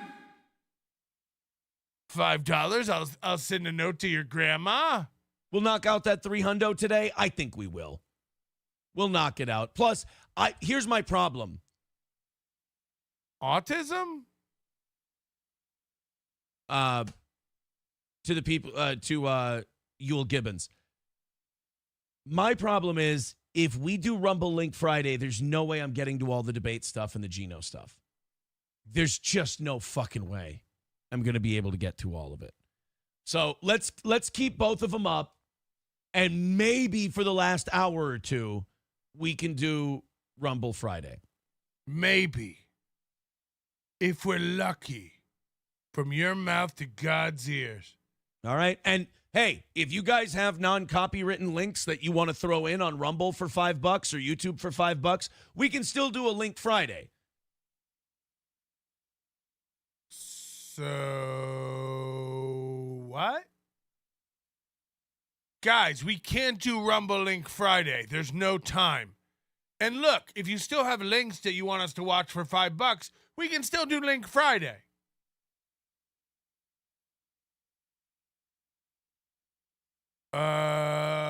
What? No, I'm just saying we can't do Rumble Link Friday. There's no time. If you guys send in links for $5 and we watch them, we won't have time to do the election and Geno stuff. And people are really waiting for my take on the election stuff and the debate. So instead of doing Rumble Link Friday, what if we just do Link Friday for $5? Does that make sense? It's the only thing we can't do is a lot of the copywritten shit because YouTube will kick us in the nuts for it. So thank you guys. If you want, they will. I've literally never worried about what I play on YouTube. Now, a couple times we played something where it like came up and said, you can't do this. Okay, fair enough. And we stopped. everyone's so worried about copyright all the time. What's going on? Want to contribute? All the links are in the chat. You see them. Should be a great show today. I'm very excited. We've got so many debate clips, dude. CNN, MSNBC. We got so many debate clips, dude. We have like all the debate clips. We have so many debate clips. We almost have the whole debate. We almost have the entire debate. We're missing a couple pieces of it, but we have so many clips, dude. Like, you guys are so fucking, you'll be so stoked when I go over what Melton went over last night. Oh, God, we got, like, I don't know if we have all the debate clips. I haven't checked the chart, but we got most of the debate clips. Pardon my white chocolate blueberry Celsius. BC, Young Turks. I thought last week he's like, I got to stop drinking this garbage. And he just never stops. All seething over Biden's performance. We've got about 8 or 9 minutes worth of debate clips to go over. I watched it. I wanted to turn it off so many times. They're both. And I know most of this audience is Trump fans. And my vote is pretty much locked in for Donald Trump. I'll admit that up front. You're not getting an unbiased source. But I thought they both Trump power to Hillary. I don't. They thought. I don't. Where's Gino? Los Federal. I want theory. Gino. Biden keeps running with censored. I'm sure Gino is OBS or whatever stream thing you're using. I think is the right decision. Probably fine for YouTube.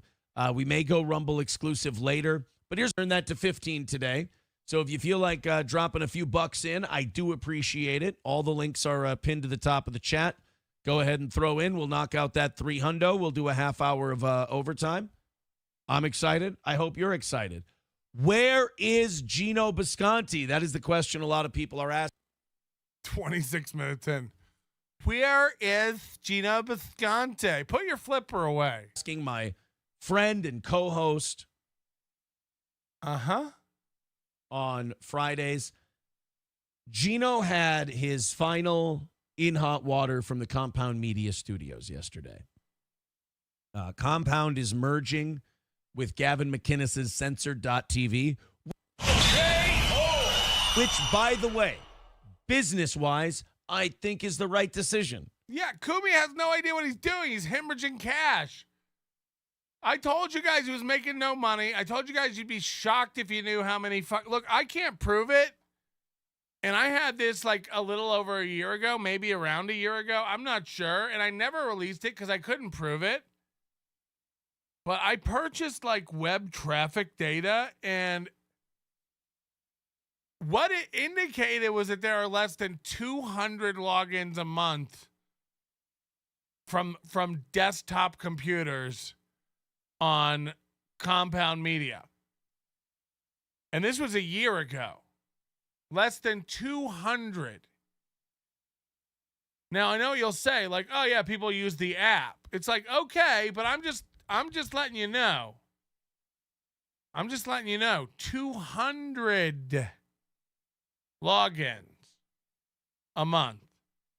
So this 30,000, 50,000, all these guesses, 3,500, 5,000 maybe. And again, if you don't know what's going on, I guess they're shutting it down, and only Gino and Chrissy and Kumia. Kumia is just going to get a check from Gavin, and Gino and Chrissy will be fired within, I don't know, a few months, a year. Like, that's just what's going to happen, I'm telling you. This is no indictment of their shows, as I can assure you I've never watched one. But I know Gino's a blabbering dork with no fans who can't stay on topic when he talks, so I can't imagine he's a good host of a show. He's an alcoholic, and he's an insane narrator. So there's no way this guy can put together a show and deliver it. Facts. And Chrissy Mayer might. I don't know. Chrissy Mayer does have the biggest fan base at Compound Media by far. You know, Just when I poked my head in and seen the live shows. And again, Christy gets actual numbers and interaction on her content. Chrissy's able to cobble together a poor man's tour and get out there and do a little stand-up. And Gino just can't. Gino has no one who wants to watch him. No one can follow what Gino's talking about. He's such an emotional baby. It's always just rage and screaming and never finishing a sentence. And, you know, you've seen the text and the DMs. It's like, it's literally that, but coming out of his mouth. So it's like, okay. You know, but we'll see. My prediction, they're both gone in months to a year. In a few months to a year. That's, you know, we're going to talk about. You're like, she's unwatchable. But look, I'm not talking about who's unwatchable and what you think. I'm telling you what is. Plenty of people will watch Kumia. Gino has no one watching him. And Chrissy actually does have some fans. That's just what is. All the consequences of that merger in a little bit here, but business-wise for Anthony and Gavin, it makes the most sense. They have the same audience. For Christ's sake, they do a show together once a week. If they have two separate companies, they're just splitting that audience's money. If they bring it together, it can all go into one big pot. And who knows? Maybe one day, you know, Gino can get some of the guys back that we're going to talk about him losing and, you know, all of that. But Gavin is a businessman. Anthony is a broadcaster. This idea that, you know, Steel Toe's going to go back on radio and Gino's going to rebuild his show. And like, yeah. Yeah, this is a turning point. Everything goes, compound grows from here, not just gets erased from the map. You know, again, from what I heard, Gavin walked in there and just cut people left and right brutally. And as you should. Anybody who has any head for business, I mean, I know everybody thinks I'm a goddamn fool. And, you know, saying you have an MBA doesn't really mean anything when Ray DeVito has an MBA, so I don't want to just tout that. But again, I went to school for business. I understand marketing. I understand economics. I understand finances. I understand everything you need to know to run a fucking business. It's literally what I went to school for. So it doesn't take any, when everybody was like calling me out, when I was like, they're not making money. Like they're not doing anything right. Literally, like you offer the same coupon code and discount for every level of your service. It doesn't make any sense. Everything they were doing was wrong. Everything they were doing was wrong. E-Rock was asleep, just cashing this millionaire's checks, as was everybody over there, including Gino. And you got to appreciate the loyalty of Kumia bringing Gino along, but we both know that Gino isn't cut out for it, and he's not going to make it. This was always just a guy that got hired. He might have had a good show with his old partner, from what I understand, but when that guy saw how toxic Gino was, he bailed, and Gino alone has fucking flubbed it. Gino alone has lost the audience, has basically driven that show into a clown, you know, car of alcoholics and degeneracy that's basically just like his basement to play in. And I don't mean that how Aaron Imholte means your basement. I just mean like it's just he has friends over and they get drunk and just blabber. It's not a show any more than Aaron Imholte's show is a show anymore, or Ray DeVito's is a show, or Chad Zumock's is a show. Kevin Brennan's is a show. Like, these aren't shows. So I don't know, man. I have a feeling it won't be long before Gavin McInnes takes a look at Gino Visconti and goes, thanks, but no thanks. I'm not Kumia. I'm not putting up with this. Anthony running his own business, you know, there was a lot of overhead. He had no idea what he's doing. This is a 10 knocker come radio guy. I mean, this guy had no idea how to run a business. He had no business in charge. That guy, Keith the cop, stole all his fucking money. Everybody around him stole all his fucking money. Anthony's a cool, chill, laid back guy, so he just let everybody do it because he doesn't like confrontation. Meanwhile, we've watched E-Rock order so much takeout, he has scurvy and brown eye sockets.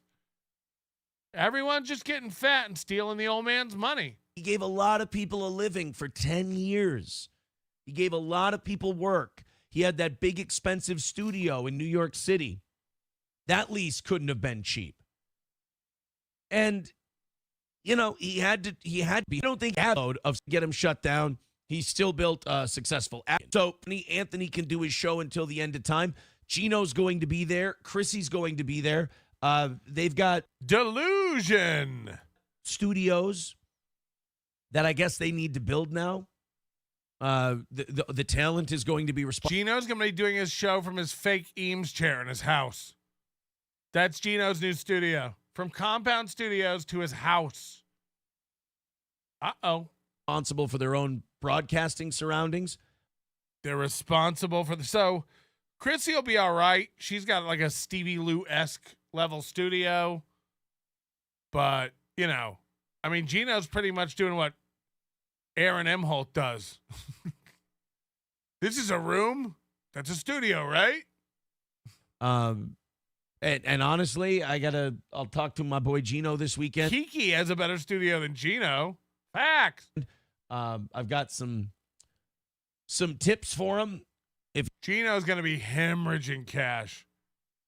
There's no way, baby boy, that Gavin McInnes is going to pay you what Kumi was paying you for this shit. There's no way. Heed the warning signs. Again, you dodged a bullet. You dodged a bullet right now. I'm telling you, start saving. It gonna get bad. It gonna get bad. And by the way, again, this is apropos of nothing. I'm telling you straight up from a straight up business perspective of what is. You don't have fans, Gino, and you're not a draw. Again, I same as Steel Toe. Let's go check. Find a fan. They don't exist. And people might have been watching you on Compound because you were there, but that's about it. That's about it. And when you're not there, no one's writing in about it. No one's complaining. Where'd Gino go? Excuse me, Mr. Station. I can't find Gino on my dial. Don't worry, he's over on YouTube screaming for free. I'm sorry, man. I'm sorry. It just is. It just is. If you want some stuff to get his studio started, number one, Chad's got a mouse pad you can buy. Roadcaster. All these guys get StreamYard, get a Roadcaster, and you'll have the most basic podcast ever, bro. Shure mic or EV mic. So this is when we talk about his podcast being about the podcast, boy, has it gotten really meta. Boom. That's going to do most of it for you. Then you get a real big badass computer. You get 2 monitors. At least 2. If you can afford it, 2.5. One for your OBS or whatever stream thing you're using. The other one for your clips and everything else. That's how the pros do it, man. That's how the pros do it. 2 computers. The secret of a good podcast. You'll be good. You'll be great. You see how I start my show every day and it's all fucked up and wonky? That could be you. You'll be good. But Compound is merging with Censored.tv. And as Compound merges with Censored.tv, there's going to be, what do they call them? Not dualities, redundancies. And they're going to have to square some of those circles, as it were. Okay, they're going to have to fire people. Vidam says, well, that dualities. Cancel our membership to Compound. No, we're going to play Anthony's clip here. It'll answer all of your questions. We're also going to play Kevin Brennan talking about, and I just find Kevin funny, and he shits on everything. So we're going to play Kevin covering Anthony's announcement. Wait, are you going to do that because that's the clip that's available from Stalin? Because, look, I wanted to cover it too, but I couldn't find a clip of just Anthony talking about it. But there was a clip of MLC watching Anthony talk about it.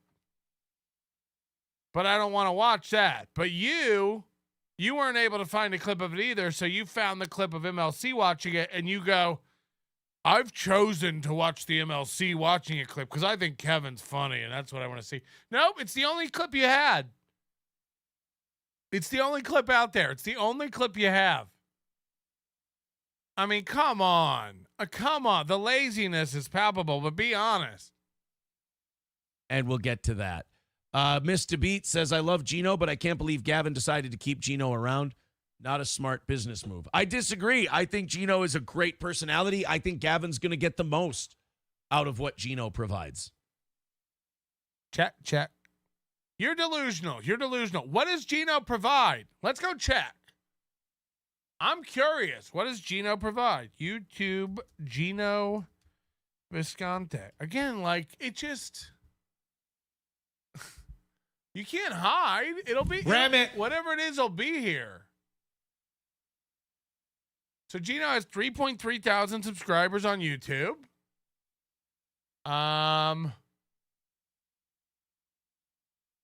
His live shows 5 days ago, 938 views, 1.9 thousand, 2.4 thousand, 2.9 thousand, 832. Again, these were all like Stuttering John, Aaron Imholte bomb drops. So don't count those. Let's go back to regular. 832, 687, 1K, 774, 912, 685, 1,000, 1,000, 1,000, 539, 836, 1.4, 2,000, 399, 712, 391, all over the map. Anywhere from 500 to 3,000 on anything. Videos, we rarely ever get above 500 over here. Most of them are in 200, 300 town. And by the way, what is this? Gino's sports picks? Can we see a clip of Gino? Oh, this is his home show. This is what it's going to be like when he tries at home. Oh, yeah, don't worry about my fucking eyes. I'm trying to do this right. What?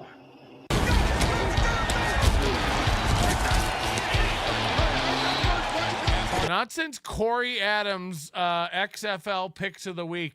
Play action fakes it for pass zone. Yes, touchdown. He had a logo made. Gino's picks. Gugush. Hi, and welcome to Gino's Picks. We're after a 3-1. Great stuff. Is this what it's going to be like? Is this what the new show is going to be like? Week 4, Daddy gave it right back with a 1-3. Daddy. Week 5 to put him squarely and flatly at 10-10 on the season as I spiraled back to mediocrity as quickly as some part-timer at Compound Media spirals into fucking lunacy. Now, you know what I mean, as he may have not knocked out Daddy, but he certainly knocked out the fucking power. That's why I will be doing these picks on my phone this week in between 3 or 4 dozen hourly texts and tweets I'm getting since I gave my number out. But the fuck? Let's get to the picks, people. This is like Chad level production. My first pick, the Bengals are giving 2 to the Saints in New Orleans. If you're wondering why the Saints are only getting 2 at home. All right, so that's oh boy, that's some of his content. This gets a lot of views. I want to find just like a clip of In Hot Water. Can I find just like some In Hot Water? Some best of In Hot Water stuff? Could some of the In Hot Water fans write in? I'd love to know your favorite moments so I can look them up.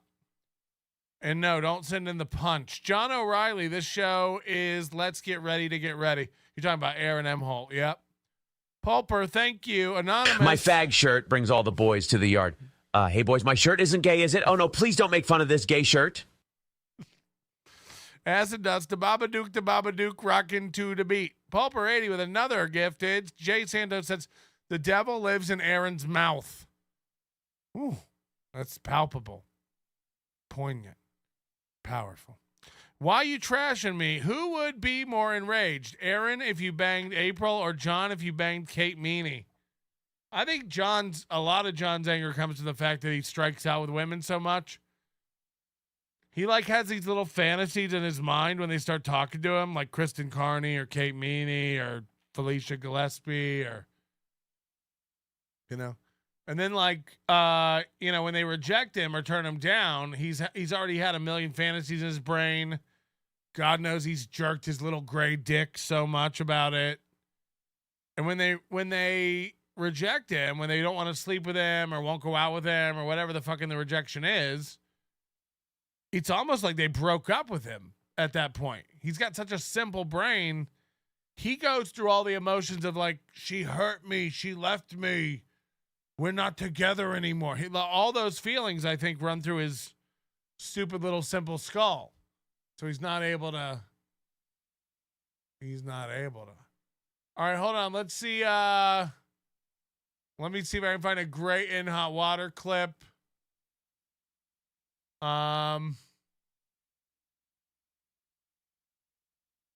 Let's see. Oh, there's so many great moments. I better search In Hot Water podcast just so people know I really want the boys. Like, I want to see the boys. And look, all these are 4 years ago, 2 years ago. That's not what I want. I'm looking for is modern, current, recently uploaded In Hot Water. But it doesn't exist. Not one clip recently uploaded of Gino. Fuck. So I don't know what he does. I don't know, where are the fans? Where are they? Where do we go from here? Should we get into the documents? Jesus Christ, should we get into the doc drop? Let's go. I'm going to open this. And boy, oh boy, you guys are going to love to hear this. It's a PDF.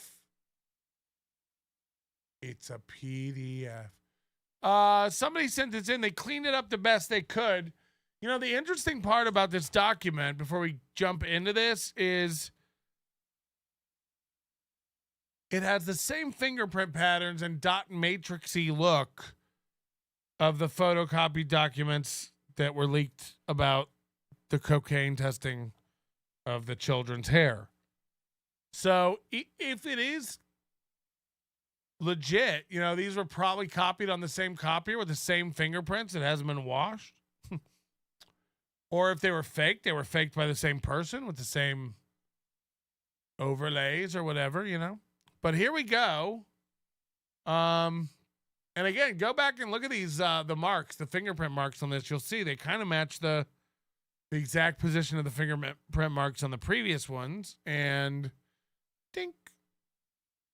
Can we make this a little bigger for your pleasure as well as mine?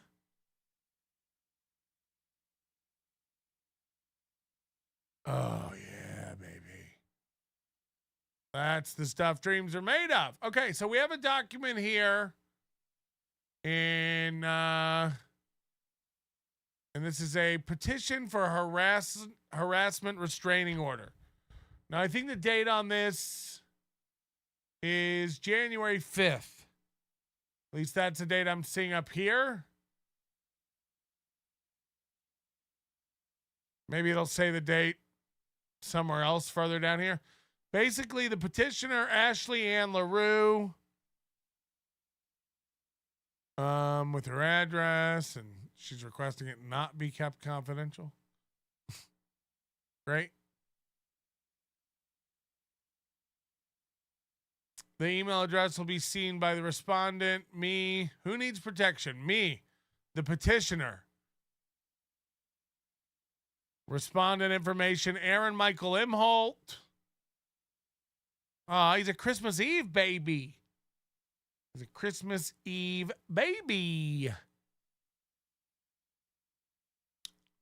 the respondent under the age of 18? No. What's the relationship between the respondent and the people who need protection? Divorced? lived together in the past, have children together.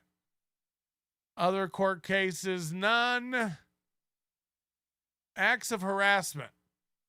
Check the boxes.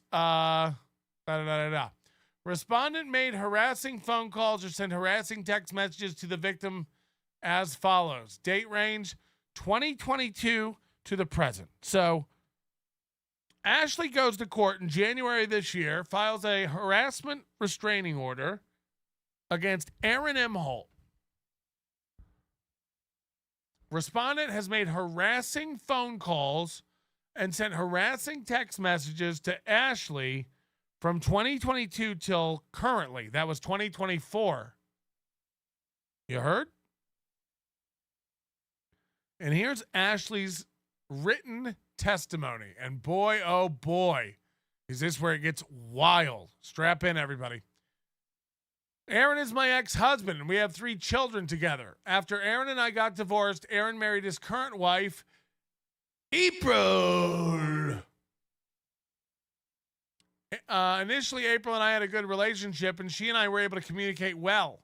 However, that changed after Aaron learned April had confided in me that Aaron was abusing her. What a turn. What a turn. There is a history of domestic abuse between Aaron and April in May to August of 2022 at Charlotte's dance recital. You say another word about Charlotte. This is the big stack of papers that was upstairs. This is what they were worried about. This is what it was. This is what all that was. Wasn't bills. In May, August of 2022 at Charlotte's dance recital, April confided in me she was being abused by Aaron. April told me that Aaron was headbutting her and squeezing her until she couldn't breathe. This is unfucking real.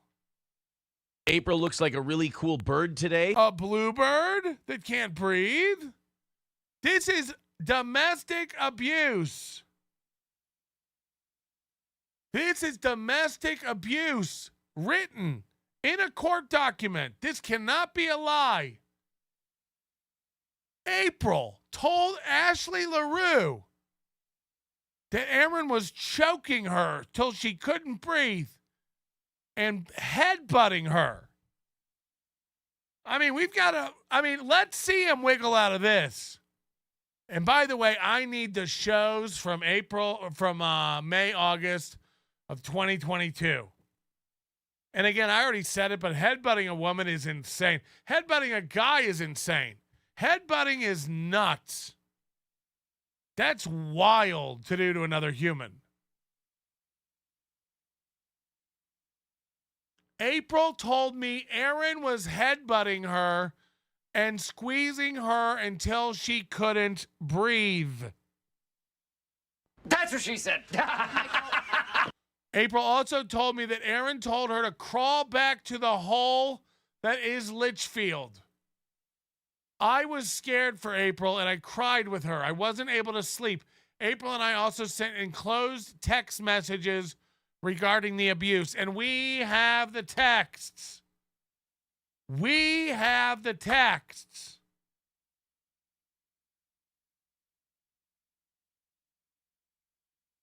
Crawl back to that hole in Litchfield. Is it starting to become believable that Aaron saw an opportunity to let go of his wife and let her just fall into an abuse, into a house and a situation and a drug abuse situation, and just let her go? And he knew he'd be able to claim victimhood and get sympathy. He'd been abusing her 2 years ago, all the way through last year, probably. She escaped to the arms of another man. She had a way out. Aaron didn't want her anymore anyway. She was used up by another dude. And as much as he seemed to get off on that for a short term, wow, oh wow. Headbutting a woman. Squeezing a woman until she can't breathe. That's how he feels about her. Crawl back to that hole in Litchfield. After Aaron learned that April confided in me regarding the abuse, April's attitude and behavior towards me changed drastically. April began making false accusations against me and defaming my character, including online and on her broadcast show. By the way, I think Aaron learned about this. Aaron panicked. Aaron found out that April told on him for physically abusing her. He's the kind of guy who would accidentally he can't control his emotions. So he'd shake a girl or headbutt her and then be like, look what you made me do. I don't want to do that to you. You made me fucking do that. You're not going to tell, right? You're not going to fucking tell. You're not going to tell. And just squeeze her until she yeah. And then he has to sorry, I'm not like that. But you drive me crazy sometimes. You know it's only because I love you so much. Just that kind of fucking intense psycho energy. I mean, I don't know. After Aaron learned that April had confided in me regarding the abuse, April's attitude changed. So the theory is that, once Aaron found out April told, he started turning April against Ashley by lying to April about things Ashley was saying. Defaming my character and including online broadcast show, which caused me to fear for my safety, security, and privacy. As I told Aaron, I no longer felt comfortable communicating with April, and all that communication regarding the children and co-parenting needs to stay between Aaron and me. So Ashley wanted April completely out of the parenting. Aaron and April have harassed me for months and demanded that April be included on our co-parenting communications. Aaron also demanded that my husband, Balin Greyjoy, be included on our parenting communications. I told Aaron I did not agree to include significant others, and that instead the communications need to stay between Aaron and me as the parents, and then we can share our information with significant others that we need to. In response, Aaron and April have sent many harassing messages to me and others about me and continue to harass and defame me online. I've made it clear I do not want to have contact with Aaron unless it's about our children. I do not want Aaron and April to speak about me or the children or any of our family members online or on their broadcast show. But they continue to violate my privacy and invade my boundaries, which have had a substantial effect on my safety, security, and privacy. Enclosed are copies of the harassing messages that Aaron and April have sent me and others about me. So we got a lot of text messages coming. By the way, not all these are very readable, so I apologize in advance for that. The Kush King. Melton, will you address the accusations of Dick Masters and Vito? If not, can you explain your stance on such serious accusations of pedophilia? I'm not familiar with it, and I'm not going to get roped into defending another person. So nice try. I literally have no idea what you're talking about. So another sick gotcha. But yes, whatever you're accusing me of, I'm sure I did it. I probably procured the children for them. I probably cooked them myself over a spit and then gaped their asshole wide open so that Dick Master could fuck them in the ass. Yeah. Whatever you think I did, man. Whatever makes you feel better about your life. I literally don't know, man. I don't know. And by the way, 1 million people are accused of pedophilia, including myself. And I don't run around screaming about myself being accused of it. Why would I give a fuck if they are? Yeah, idiots accuse idiots of doing shit all the time. It's never meant less. And by the way, sorry blacks and kids and everybody else, but what a shitty time to be a minority or a kid. Because nobody's going to believe anybody raped you. Everybody's a pedo. And nobody's going to believe anybody's a racist because everybody's a fucking racist. So, good job. Good job. No, I don't really know. Feel free to send me all the dirt. If it's hilarious, look, if there's some crazy fucking dirt, I have a feeling it's nothing and you're a spurg, but you let me know. A Portrayal of Vengeance, thank you for being a member. Stop calling Melton what is Mario movie star? I'm not. Aaron is also verbally abusive to me. For example, Aaron sent the enclosed messages to me on August 16th, 2023. As you can see from the messages, Aaron's communications to me are hostile, aggressive, threatening, and accusatory. My attorney has sent many letters to Aaron's attorney to address Aaron's abusive behavior. Nonetheless, issues with communication continue to occur. Respondent made threats to the victims following date range. Respondent frightened the victim with threatening behavior as follows, 2022 to present.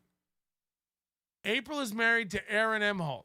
Aaron and I were previously married and have 3 children together. Aaron and I got divorced in 2019. At the time of our divorce, Aaron was employed at Tri-County Broadcasting. Holy shit. Listen to this. I called Aaron Imholte the Tri-County legend before. I was like, kidding? Like fucking around? I had no idea that like he actually worked at a place called Tri-County Broadcasting. You know. I don't even know. As part of the radio station WHMH FM 101.7. Again, Aaron's phone password. 101.7. And was the host of the morning talk show. In November 2020, he made inappropriate comments during the broadcasting of the show about a female radio host. His employer responded by stating Aaron either needed to reform his conduct or resign, and he elected to resign. Since that time, he stated broadcast. What really happened is I was jerking my hog and sniffing lines off of Nick's butthole while Nick was plowing my wife, and my limp wrists caused me to trip and headbutt Ape. Now all I got to show for it is these false accusations and a fag shirt. Yikes. Wow.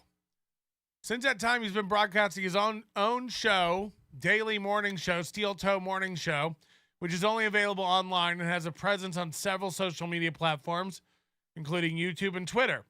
April is his co-host on the Steel Toe Morning Show. The Steel Toe Morning Show has 10.2 thousand subscribers on YouTube.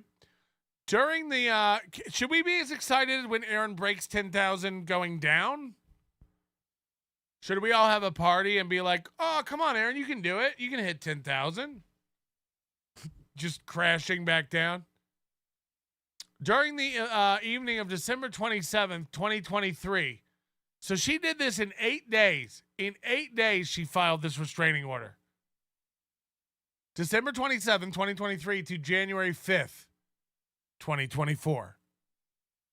She says, during the evening broadcast on December 27th, 2023, called Prize Night and Happy Accidents. Remember Prize Nights? Remember how Melton was never going to ruin Prize Night? Uh-oh! Aaron read a question from listeners in the live chat feed who asked, what's too high of a body count for a man? By body count, the listener was referring to the number of people an individual had sex with. Aaron then read a message in the live chat feed from another listener using the chat name Crunchy Cynicism. Imagine having your chat name in a court document. I think Crumbum did that for Butch Bradley.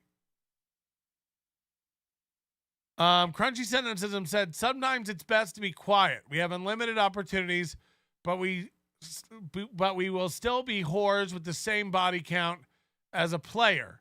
Just gracefully live your beautiful life. No hate to you, 13 count dudes. After receiving the message, Aaron said, I'm a 13 count dude. So Aaron's had sex with 13 people? He's saying that? After reading the message, Aaron said, I'm a 13 count dude. Then approximately at 1:26:40 into the broadcast, Aaron read another message in the live chat feed from a listener with the name Crunchy Cynicism that said, I might be one of your 13, but not the one with your kid, i.e. me, Ashley Larue. Men use body counts as a cope. April is a prime example of a beautiful, smart woman that can protect herself. Just take care of your kids and murder your ex-wife, i.e. me, Ashley Larue, or whatever, pay child support forever. After reading that message, April burst out laughing, and Aaron is chuckling as well. and then said, "What the fuck is going on?" And April continued to laugh, and then April said, "I plead the fifth on that one. That's hilarious. I love that." April continues to say, "You want to know something? If half of her chat there could be true, I would excuse adding her to your 13. Aaron laughed and asked, "Oh, if that was the thing, murdering Ashley Larue happened?" April responds by saying, "Oh yeah, if that was the trade-off, I would be like, fucking have at her." And Aaron then says, April would be watching in excitement. April then made a vulgar gesture with her hands and said, "Stroking my own bean to it even." So they're talking about how they wish April Larue would be dead and they wouldn't have to pay child support. But that argument doesn't even make sense. Children cost more than $800 a month. These 3 children cost more than $800 a month, which is what Aaron pays. And if Ashley were to die, you'd get the kids full time, and you'd have to pay a lot more than $800 a month. Or maybe you wouldn't. Maybe you'd lock them in a windowless room with no joy. After all, remember what Aaron got his son for his birthday? He let him paint his room any color he wanted. That was his birthday present. And then he had to do it, I think. His 7-year-old boy can't even lift a paint roller. So this is wild. They were fantasizing about fucking someone to kill Ashley Larue, and then April would masturbate in the corner. We all know it didn't work out that way. Aaron was the one in the corner. Aaron continues to laugh. April said it can happen at the same time. Flicking her own bean, meaning she was going to pleasure herself sexually while watching me, Ashley Larue, be murdered. I am a 13-count dude. That includes 2 women and 11 farm animals from Gino's farm. A good goat can really change one's life. Trust me on this. It's another win for the toe in the long run.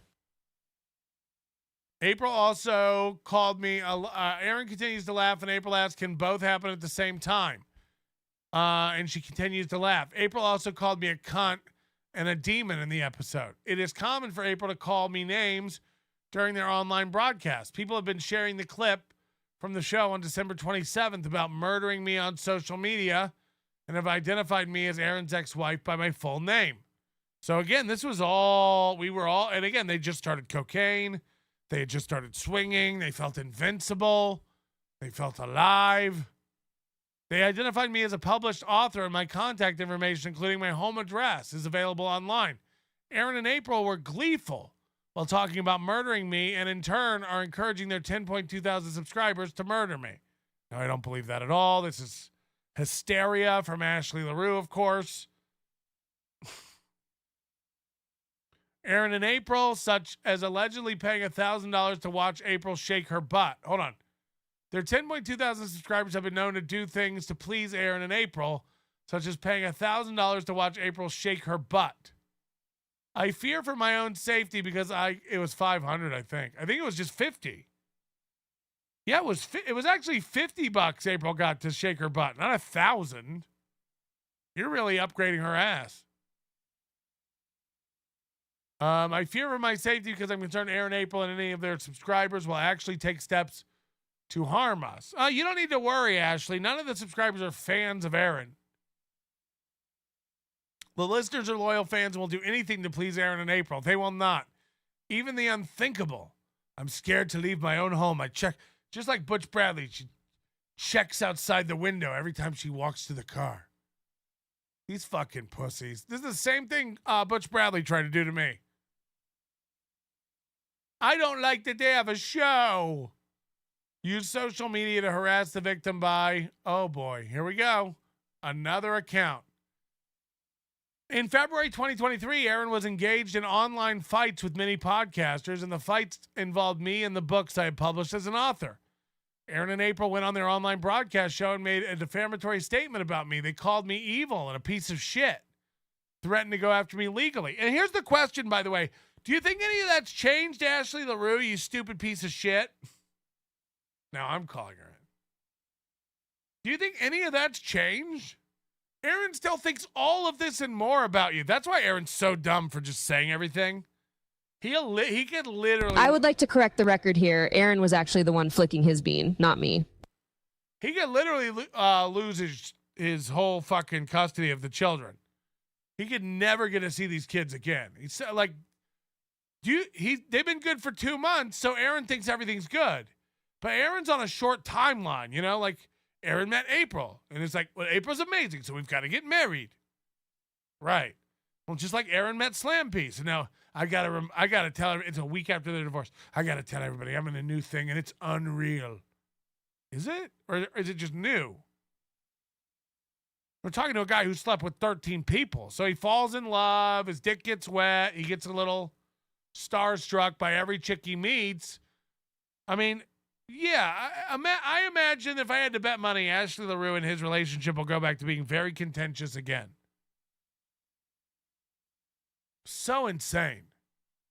They called me evil and a piece of shit, threatened to go after me legally or go after my book deals, etc. What book deals?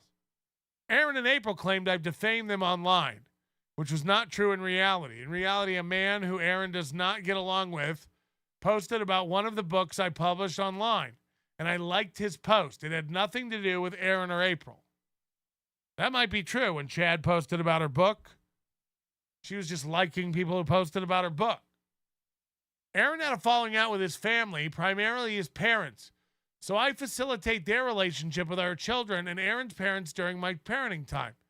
Aaron and April have been extremely upset with me about this and have attacked me via text messages.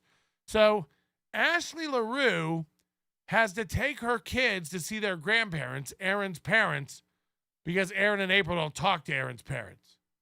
And then April and Aaron get mad at Ashley for taking his children to go see their grandparents because we're not talking to him right now.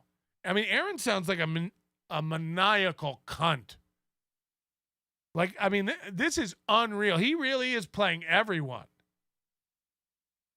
Because Gino is a lightning rod. Sorry about that. Didn't mean to hit that. I thought we were watching something. Yeah, I'm processing this as I read it. It's fucking insane. Aaron and April have been extremely upset with me about this and have attacked me via text messages. Aaron and April have also verbally attacked me and harassed and defamed me online and on their broadcast show about the situation. There are video recordings, and I have the harassing, abusive behavior from Easter 2022 when I brought the children during my parenting time to Aaron's side of the family, as well as Thanksgiving and Christmas. In turn, on their broadcast show, Aaron and April talked about his parents dying and his feelings because of the anger. I mean, what the fuck? I brought the children during my parenting time to Aaron's side of the family, as well as Thanksgiving and Christmas. In turn, on their broadcast show, April and Aaron talked about his parents dying. At the time of our divorce, Aaron was employed by Tri-County Broadcasting as part of the radio station, host of the morning talk show. November 2020.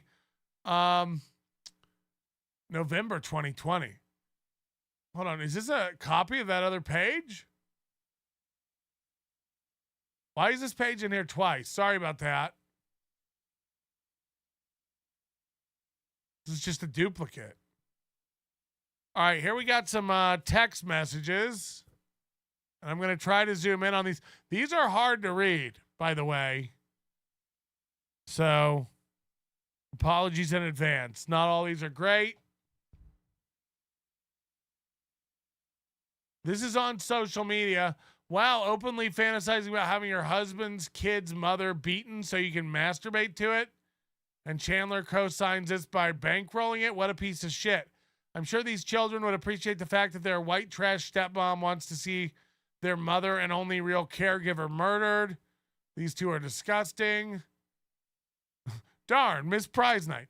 What the fuck? No way Ashley Larue watches this nonsense.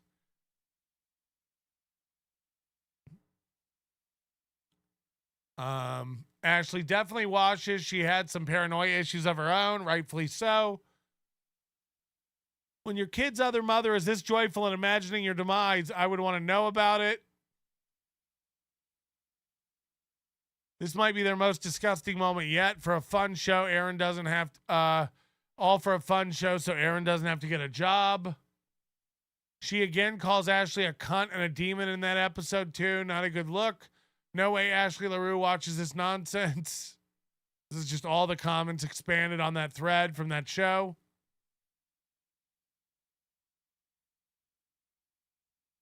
Maybe she can see at least this and be aware of April's true admiration and respect for their mother. We're going to get into some text messages next.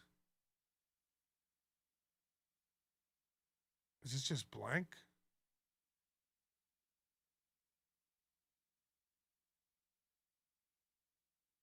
All right, this is a text message from Aaron to Ashley Larue.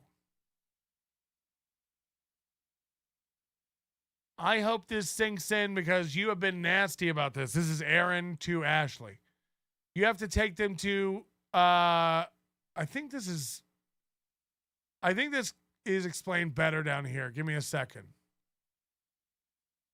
I hope this sinks in because you really have been nasty about this. You have to take them to strange approved providers. I have to withhold compensation if you refuse to take them to network providers. So his daughter, Emily, aka Gooey, I'm going to put context on this because these text messages aren't in order and they won't make any sense. His daughter, Emily, the 4-year-old, got bit by a dog, got nipped by a dog while Ashley had care. And Ashley wants to take him to a hospital that's not in their network. And Aaron's saying, if you take him to a doctor that's not in network, I'm not going to pay. So this is the kind of piece of shit he is. Ashley's like, I know a doctor. I want to take him to the doctor they know, or I want to take him to a good hospital or a good emergency room or good clinic or whatever. And Aaron's response is, I'm not going to pay for it if you don't go to the cheap one in our network, in our HMO. Not anything for our daughter. None of that. Just, hey, I'm going to withhold compensation. Like, fuck. This isn't what the goal's for. This is for April's truck. This is for a dog attack, which wouldn't have happened except due to negligence. So I will not be paying. So any accidents or anything Mubi is not responsible for, he's not going to pay. If his daughter loses a leg and it's because her stepdad ran over it, Mubi's not paying. Does this make any sense? To anybody? Fucking wild. If you go back to our agreement and go to Health Partners Network, we split the cost 50-50. We can resume this. Otherwise, I'll need mediation or a judge. So he always said, like, you know, he did this thing where he's like, I had to spend so much money because they wouldn't get along. I had to spend so much money because these two bitches couldn't get along. Here's Mubi threatening litigation. Here's Mubi demanding mediation or a judge. Mubi's the bitch. Mubi wants to go to court. Nowhere in any of this does it say she's going to go to court. Mubi's the bitch. Mubi's like, well, if you make me pay, we're going to court. I'm not giving you $800 to fix our child. And if you have a problem with that, you better go tell a judge. What a bitch. Like, what an actual bitch. And more. Where is it?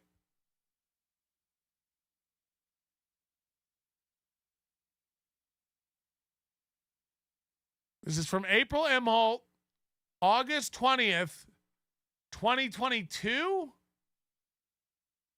August 20th, 2022, from April to Ashley. I hope Balin treats you like you're living in a perfect love story. I don't know what to do or how you got through, but I'm glad that's over for you. I must be the worst human alive. April's telling Ashley Larue, Aaron's former husband, I hope you got a new relationship and that man treats you great. I don't know how you got through this. You don't want your wife and your ex-wife talking about how fucking awful you are. And what's crazy is this is 2 years ago. They've been swallowing this pill on air for years. All the second half of 2022, they hated each other. All of 2023, they hated each other. This has been boiling for a long time. This is insane to come out today. April is texting Ashley Larue, "You're so lucky you have a new man and not Aaron."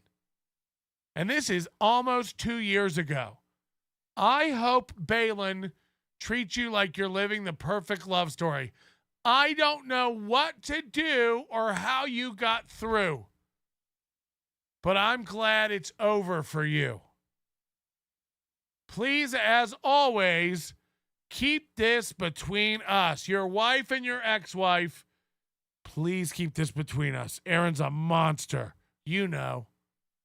And then Ashley says this to April. This is how they used to talk. "Sweetheart, what's wrong? I will always have your back. I promise that you deserve nothing but the absolute best." This is Ashley to April. Aaron's been lying to us the whole time. They were fine. Aaron turned them against each other. They were fine. This is when it was new. They were fine.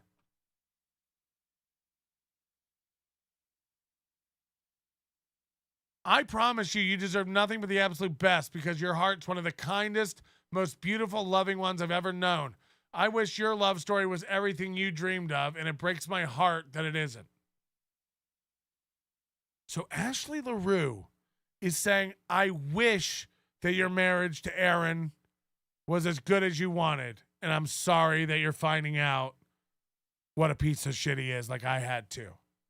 This is two women who have been hurt by the same man commiserating and sharing mutual respect, admiration, and pity for the situation is. There's very few women who know what April's going through other than Ashley Larue. And she's sitting here telling her, "It's not you, honey." Yeah, again, we've always said this. April's a simple girl. April's a simple woods woman. It was never April. It was always Aaron. He was looking for a simpleton he could manipulate. And he's told us that they never got along and he had to spend all this money so that they could mediate and fight. It turns out they got along until Aaron got involved. They got along until Aaron found out they were friends and she was spilling the beans. Because think of it this way. April wasn't allowed to have friends, really. The show was April's life. She didn't have friends. That's why literally like Kiki and April like bonded so hard. Because like April didn't have anybody. It's what we watched it. April would go on Simcast with these other women and not know how to act. She was robotic, socially awkward as fuck. It made no sense. It made no sense. And then we see something like this and you go, oh, they were fine with each other. They had no problem. They understand. Look, Ashley had a new man. She wasn't mad at Aaron for having a new girl. That would be hypocritical. And Ashley doesn't seem like, absolutely insane and unreasonable. But the fact that April's going, "I'm so jealous of your new relationship and what you have after Aaron." And Ashley's going, I'm so sorry your relationship with Aaron isn't what you dreamed. And this is what April says back. "I've never seen someone behave with such malice and intent to harm. I'm sobbing my way back to Litchfield right now. And I couldn't help but think of you and how I hope you're in a good place." This is April after being abused by Aaron. She's driving home to Mama in Litchfield. And she reaches out to Ashley and says, "I hope you're okay. I can't stop thinking about you and how you got out of this. I'm glad you're in a better place." They were friends. They were friends. Please don't tell anyone I said any of this, but I wish I'd known more before it was too late. Got him. Confirmed. April here in 2022. "I wish I'd known more before it's too late." And by the way, this is giving a new perspective on April's situation. Maybe this girl was so fucking beat up and abused. I'm not kidding. Maybe she looked at this as a way out. Maybe I'll just let cocaine take over and I'll go numb. And whatever happens, happens. anything would be better than being trapped in this psychological prison with this insane narcissist megalomaniac who's doing nothing but manipulating me. I have a feeling what happened is he got over there with somebody who's a little intellectually superior, and he got his clock cleaned. I have a feeling Aaron ran into some people he couldn't fucking manipulate, and they ousted him immediately. And April recognized that and stayed over there for protection. There is a scenario where, as bad as Nick Rekieta's place was, the kids, the drugs, all that, I get it. Not healthy, not good, not making excuses for it. But for April, and for April alone, there's a potential that this was a safe haven. This was some respite from the slavery day in and day out. We're watching Aaron. He doesn't know how to feed the kids. He doesn't know what kids eat. He doesn't know how to do laundry. He's having to like fucking mow and shovel driveways.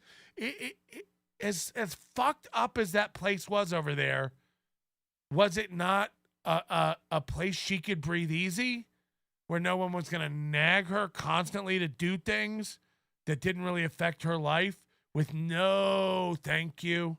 You know, don't forget, you know, at this point too, he'd been going like, I didn't realize how little April had been doing. Like, he was really, really lacing into her. But here we're getting a glimpse into a window 2 years before. 2 years before, her and Ashley Larue are friends. And April's telling her, I wish I would have known before it was too late. This is so sad and so powerful. Like, what the fuck? It's going to be great. How's he going to spin this one? And by the way, is he still radio silent? I mean, how's he going to climb back from this? And he's going to love it, by the way, because it's just going to mean views for him. More messages from April Imholte to Ashley Larue. Especially, don't let him know I talked to you. The kids are good. This is very much something he did to me only. This is the same language she used in text messages to people like Gino and Ethan Ellis or Ethan Ralph. I'm getting them all messed up. Ethan Ralph. And she said the same exact thing after she was released from jail. Someone did this to me. This isn't what it seems like. I'm not an addict. Someone did this to me. Now, I'm only pointing it out because the language is so similar. But what if there is a way bigger piece to this? What if there is some kind of setup? I don't, again, you can't take away from the fact that there are drugs and guns around children and not making an excuse for that at all. But like, this is a piece we didn't know. We didn't know Ashley and April were fine and friends. Aaron kept all this from us. Aaron, matter of fact, told us a different story. It's very clear that Aaron manipulated April and Ashley to dislike each other. Once he found out how close they were, he doesn't like this. Especially don't let him know I talked to you. The kids are good. This is very much something he did to me only. And then Ashley Larue, again, talking to her like a best friend, like a girlfriend. Babe, I don't know how he isn't loving you with every fiber of his being every day, because you've given him such exceptional care. This is an ex-wife to a current wife. He should be embracing you. He should be loving you. I'm sorry you're going through this. I'm so sorry. You always give him grace and love. You honestly are the best thing to have happened to him besides our incredible babies. This doesn't sound like a bitter person. I don't know if he can love anyone but himself sometimes. I really try. Again, 2 years ago, it was falling apart. Ashley replies, I would and will never speak to him about anything you and I have or will talk about. Oops. You are one of my dearest friends, and I would never lose your trust, especially when I know the monster behind the scenes. 2 women, one currently with him who can't get away, and one who got away. The one who's with him now fantasizing about how to get away, and the one who's not with him and who got away lamenting and tortured, sleepless nights, thinking about what this other woman is going through because she knows what a monster her ex-husband is. Fuck. Dig out of this one, heel. Is it still Melton buying views, or can we get back to this? This is rock hard info. That is correct. That is the correct word to use. Thank you. What word is she talking about? Let's read it again.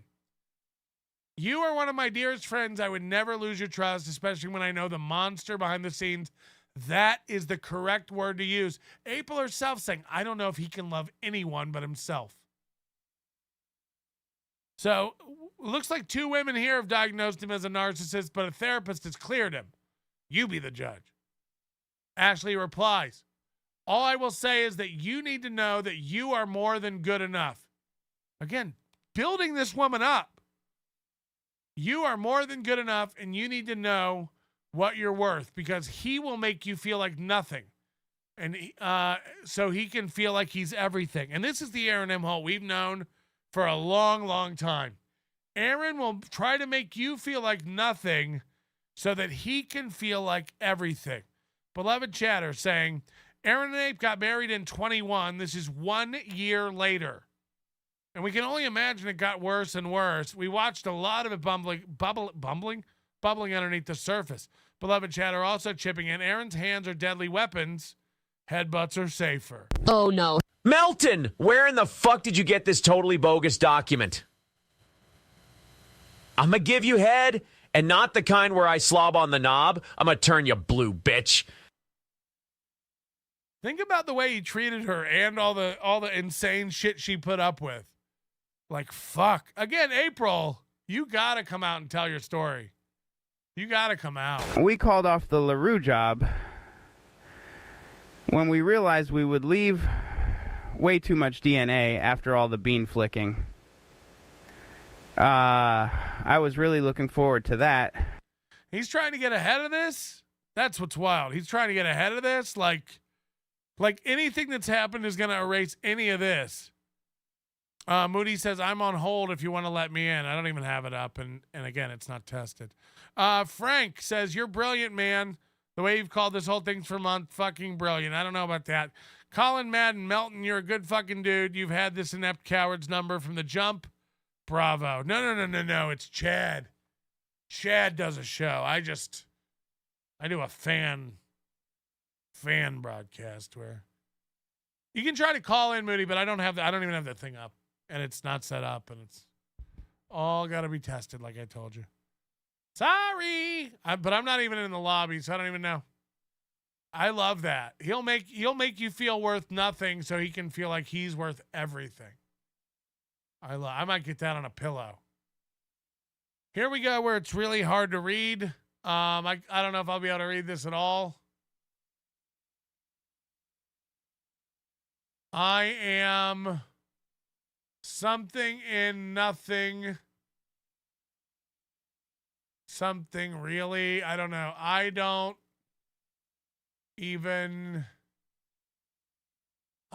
know what could even be. That's tough. I don't know if I could ever be good enough for him, and that's the truth. I am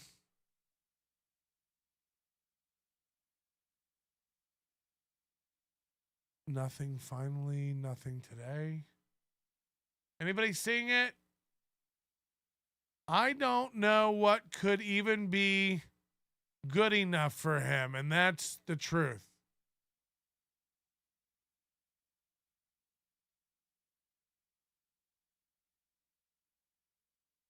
Ooh. I can read it a little better when I zoom in and stand back and I look at this monitor over here where it's kind of off. I can kind of read it.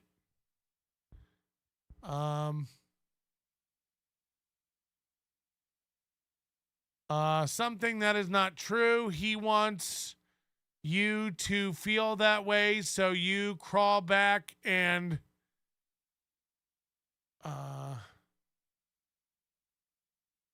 crawl back and feel like the only way you can survive is because of everything he can give you. But he literally did that. He took away her ability to make money. That is not true. He wants you to feel that way too, so you can crawl back to him. That's the only way you can survive. Oh, we got Moody calling in. Hello. Hi, how's it going? All right, I'm trying to read this. He needs his own ego, I imagine stroked or something, and he crushes your spirit to fulfill that inside of himself. You are not broken. Something inside of him is. I think that's what it says, basically. Yeah, basically he tries to break you down so that you come crawling back to him. But it's what we watched, you know, it's when he used to read, like, when the chat was piling on her, and he used to, like, read those out to, like, make her feel like shit. And you would see him, like, you would see his confidence increase the more she got crushed. Yeah. And she's right on the money. She's like, that's not true. He wants you to feel that way, so you crawl back and feel that the only way you can survive is because of everything he can give you. Right. But if you run away from him and then you eventually you have to go back because it's like, well, that's your life, that's your house, that's where everything is. And so he's not going to say, I'm sorry. He's not going to chase you. So he's waiting for you to come back and be like, I'm sorry, I was out of line. Can we just get back to normal? Well, he can make her feel this way, and then when she's at her lowest, show her the smallest bit of kindness. And then it can be like, oh, this is where good feelings can come from, so I don't feel the way that I feel right now. It's just emotional abuse. See how you're acting? See how you're not challenging me or calling me on my bullshit, and I'm being nice to you? Isn't this better? Isn't that a better way to behave? So that I don't act the way I behaved. It's so insidious. It's really gross. And I imagine you've read all these. Any things I missed? Any big picture stuff?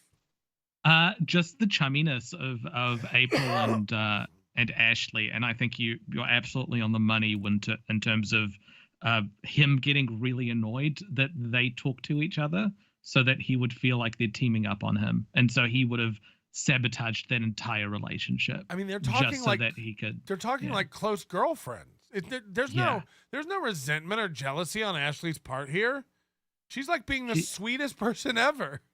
She's really good. She's establishing healthy boundaries. It'll get into it later in terms of how they communicate with the kids. But she's like wanting to have an honest relationship between everyone. It's actually quite nice to see that there's actually someone who's got the health of the situation in mind and is nurturing, but he's poisonous, man.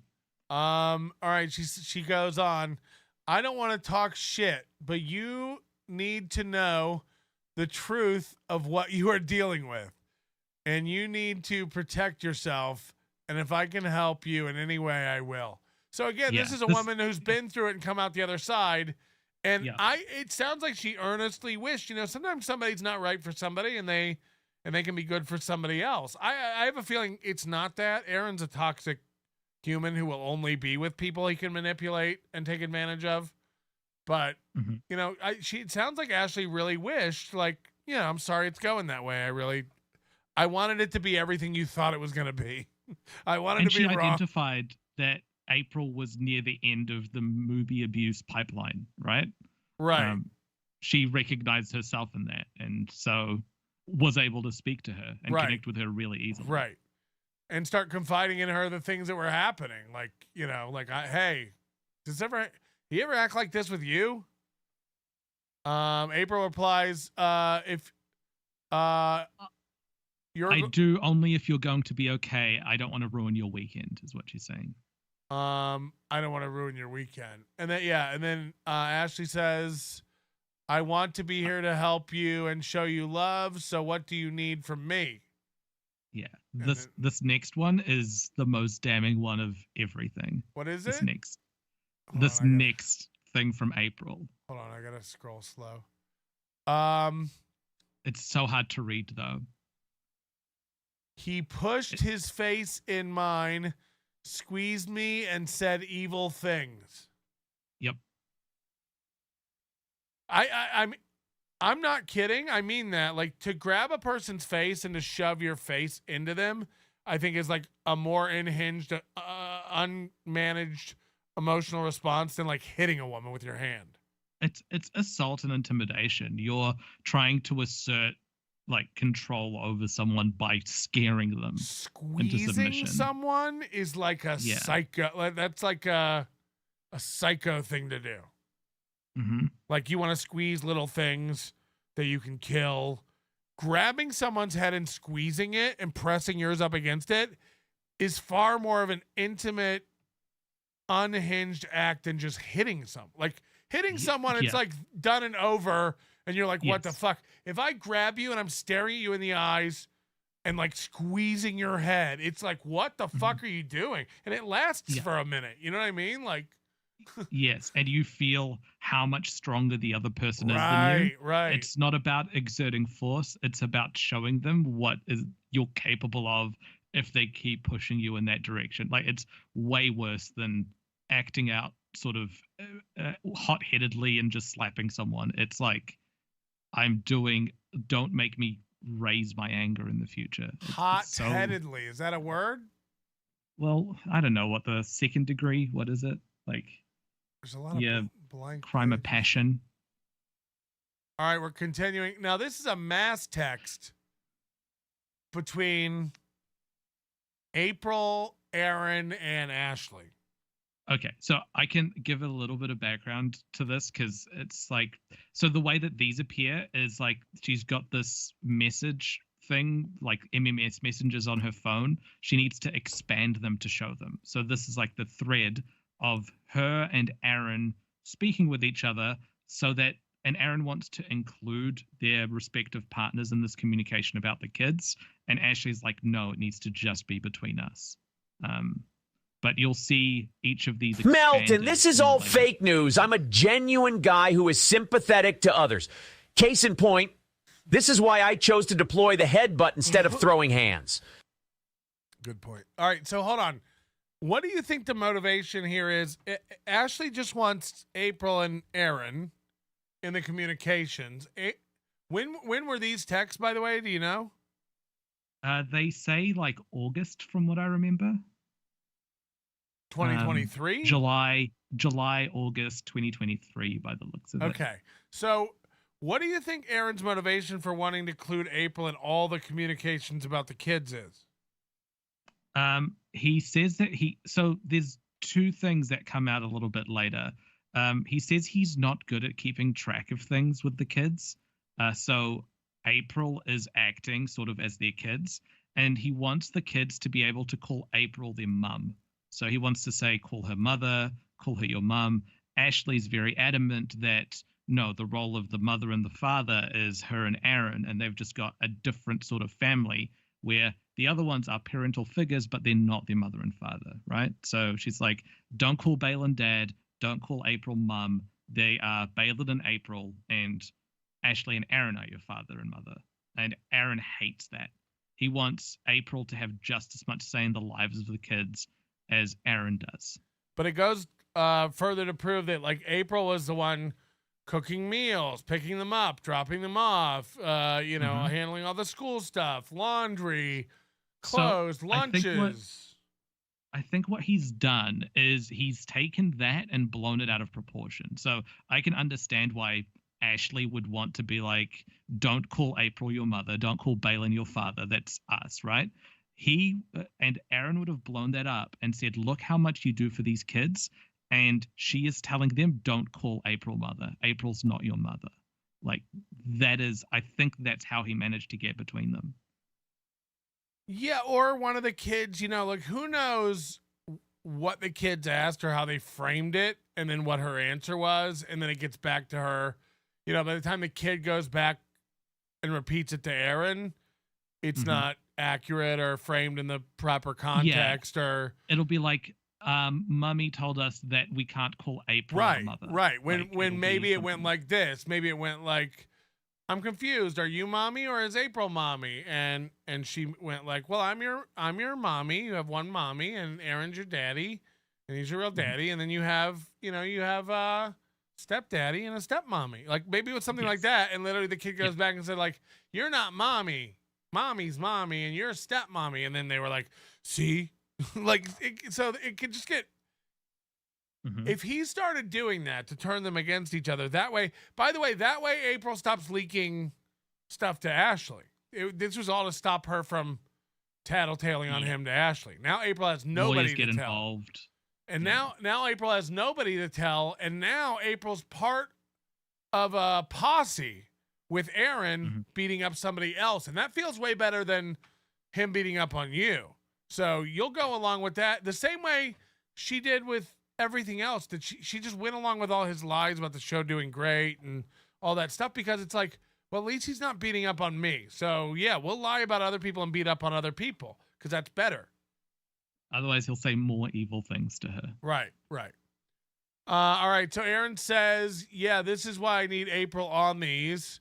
Hold on, I'll zoom in so people can read a little better. What? They're so bad. Yeah. Quality. Yeah, this is why I need April on these. She is better with schedules. I remember switching August 12th for the weekend before. Last weekend wasn't even a switch. It was ours, and we split it into 2 days. Get her back on this group text now. We have had Rob Zombie tickets. All are at Mystic tonight. And Aaron says, all scheduling has to go through both April and I in the front office. Until we both agree with it, it's not valid. He's not going to stamp it. Like, imagine getting this text from your co-parent. It's nuts. I've been saying for months I need everyone involved, and then you threw a fit at mediation and refused to let April be involved. I can't do this petty jealousy crap anymore. There are 4 parents, 2 moms.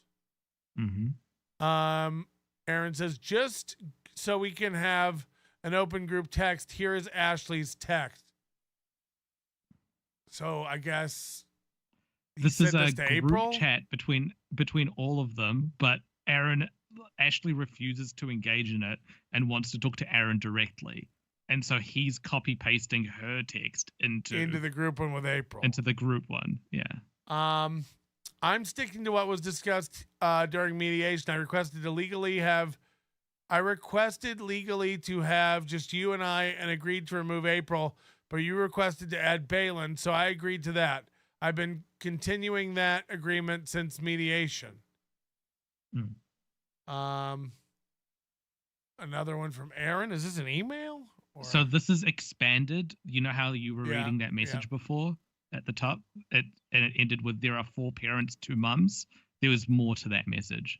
So there are 4 parents, 2 mums, 2 dads. It takes everyone. Let's work together and do what makes all this stuff work best for everyone. And then more. There's another expanded one. Ashley continues. Yeah, Ashley continues. We are sleeping at the country camping event next weekend, and then we have Hootenanny the next weekend. And I asked if you agreed, and you said yes.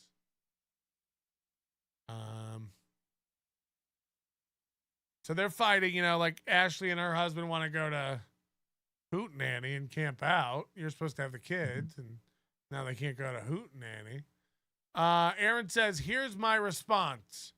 You're lying to Balin now. I wanted all 4. You threw a fit with the mediator, demanded April be removed. I said Balin should be involved because he's a parent. We agreed nothing because mediation is not over. I signed no agreement. I'm not going to continue to press. I am going to continue to press. I'm going to continue to press group chatter parent wizard app at our. So they're having the court have to make them use an app to talk. Yeah. At our next mediation, I've asked nicely for months for her to be involved because she is better at scheduling. 2 moms, 2 dads. You also banned the kids from using any dad terms for Balin, and I disagreed with that. and said all 4 parents should be respected. The system is failing because you are waging personal vendetta against a woman who tried bad to help you, but you played her. Just apologize and make it right so the kids can have an easier time. You are using them as a human shield and still invading my family. Nothing has been solved. Mediation soon. I need it because you can't be reasoned with. Now, this is Ashley to Aaron. Right? Or no, this is Aaron to Ashley. That was Aaron to Ashley. So Aaron's the one, this is the second time we've seen it now. Aaron's the one going, I'm going to go to mediation if you don't do what I want. If you don't do what I want, I'm taking you to court. If you don't do what I want, I'm taking you to mediation. If you don't do what I want, I'm going to get a judge.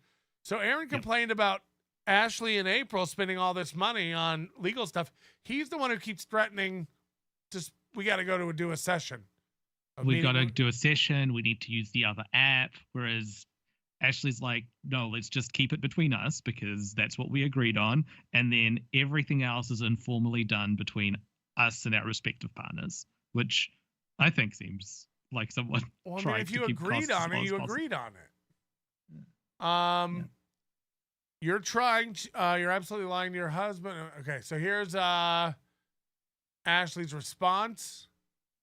Yeah, the next page has the whole thing. Yeah. Okay, hold on. Please stop with the accusations thrown at me because they are not the truth. I know what has occurred and what has not occurred between us. Again, Aaron's gaslighting people. He's used to that. Mm-hmm. I wanted to speak in person about it all for the truth to be said and to figure things out, but that has been hard to do. What do we do to remedy the weekend situation in your opinion? Now I got to go back. It's like he's never asked her for her opinion. He's just dictated things. So his answer to that is, sorry, go ahead. She's actually trying to seek common ground and try to find a way that they can compromise. And he's barking and dictating how things go. Like the way that they communicate with each other is totally different. So Aaron replies, put April in the group text. Apologize for manipulating the children. And apologize to her for lying to her and using her and anything else she asks. You do anything April says. Off with their heads. Yeah. You've lied to all of us, including your husband. I didn't want to play that card, but between screwing with my family, lying about mediation, and hold on, I'm sure there's expanded. And not respecting any of my wishes. Yeah, and not respecting any of my wishes on top of telling a 4-year-old she can't call her stepmom any word resembling mom. Or mother. Or mother. Hold on. While we encourage them to call everyone anything they want, my patience has run thin. I am Mooby. You lie to everyone to make your life comfortable while disrupting everyone else's. When all I want is to raise the kids without you, your toxic possessiveness and jealousy. April, hold on. What is it? April, hold on. And anything else you want to go back to mediation because I don't trust a word that comes out of Ashley's mouth. At this today could have been avoided, but you had been, if you had been in the group chat like I begged for because I told you this situation would happen. So this sounds like him to Balin or something. I don't understand. Because he's saying, April. I don't believe anything out of Ashley's mouth. This is directed to April. He says, April, anything else? ? But that's okay, got it. I want to go back to mediation. I want to go back to mediation because I don't trust a word that comes out of Ashley's mouth. All this could have been avoided. Right, got it. Right, April? Come on, April, let's get her. All this today could have been avoided if you had been in the group chat like I begged for. Yeah. So it's they clashed with their scheduling, and it went bad, and it would have been avoided if April was in that group chat. But why not him and April just communicate with each other about what Right. Ashley saying to Aaron. Because they only talk about the show. Yeah, the conversations are only related to the show. Aaron Imholte. I also invite Balin and April to mediation. I want them to hear it so they can get the truth. There's a reason you want to be the only one in the room. 100% transparency for what April and I have been put through. I'm demanding all parties be at mediation. Hurrah, hurrah, hurrah, hurrah. I'm demanding it. April says, I don't even understand. April's one's expanded on the second page. Okay. April chimes in now in the group text because we all want to know what this dumb bitch has to say. I don't understand how a person with so many nice things in their life can find the energy and time around to be to lie to everyone around them. It has to be for us. It has to be exhausting. Our own lawyer, mofo, informed me rather after him and Aaron were done with mediation that you threw an absolute fit and said you refused to work with me, although I'm a parent to these kids. A damn good one, too. Aaron had to settle at the moment for at minimum having Balin involved because we do not trust you. It's really tough to read. Yeah. You're something told me that you insisted on reserving any parental roles from myself. Yeah, it's probably the same thing. It's the same and thing. Balin, April doesn't want. Instead of allowing all parents the chance to love,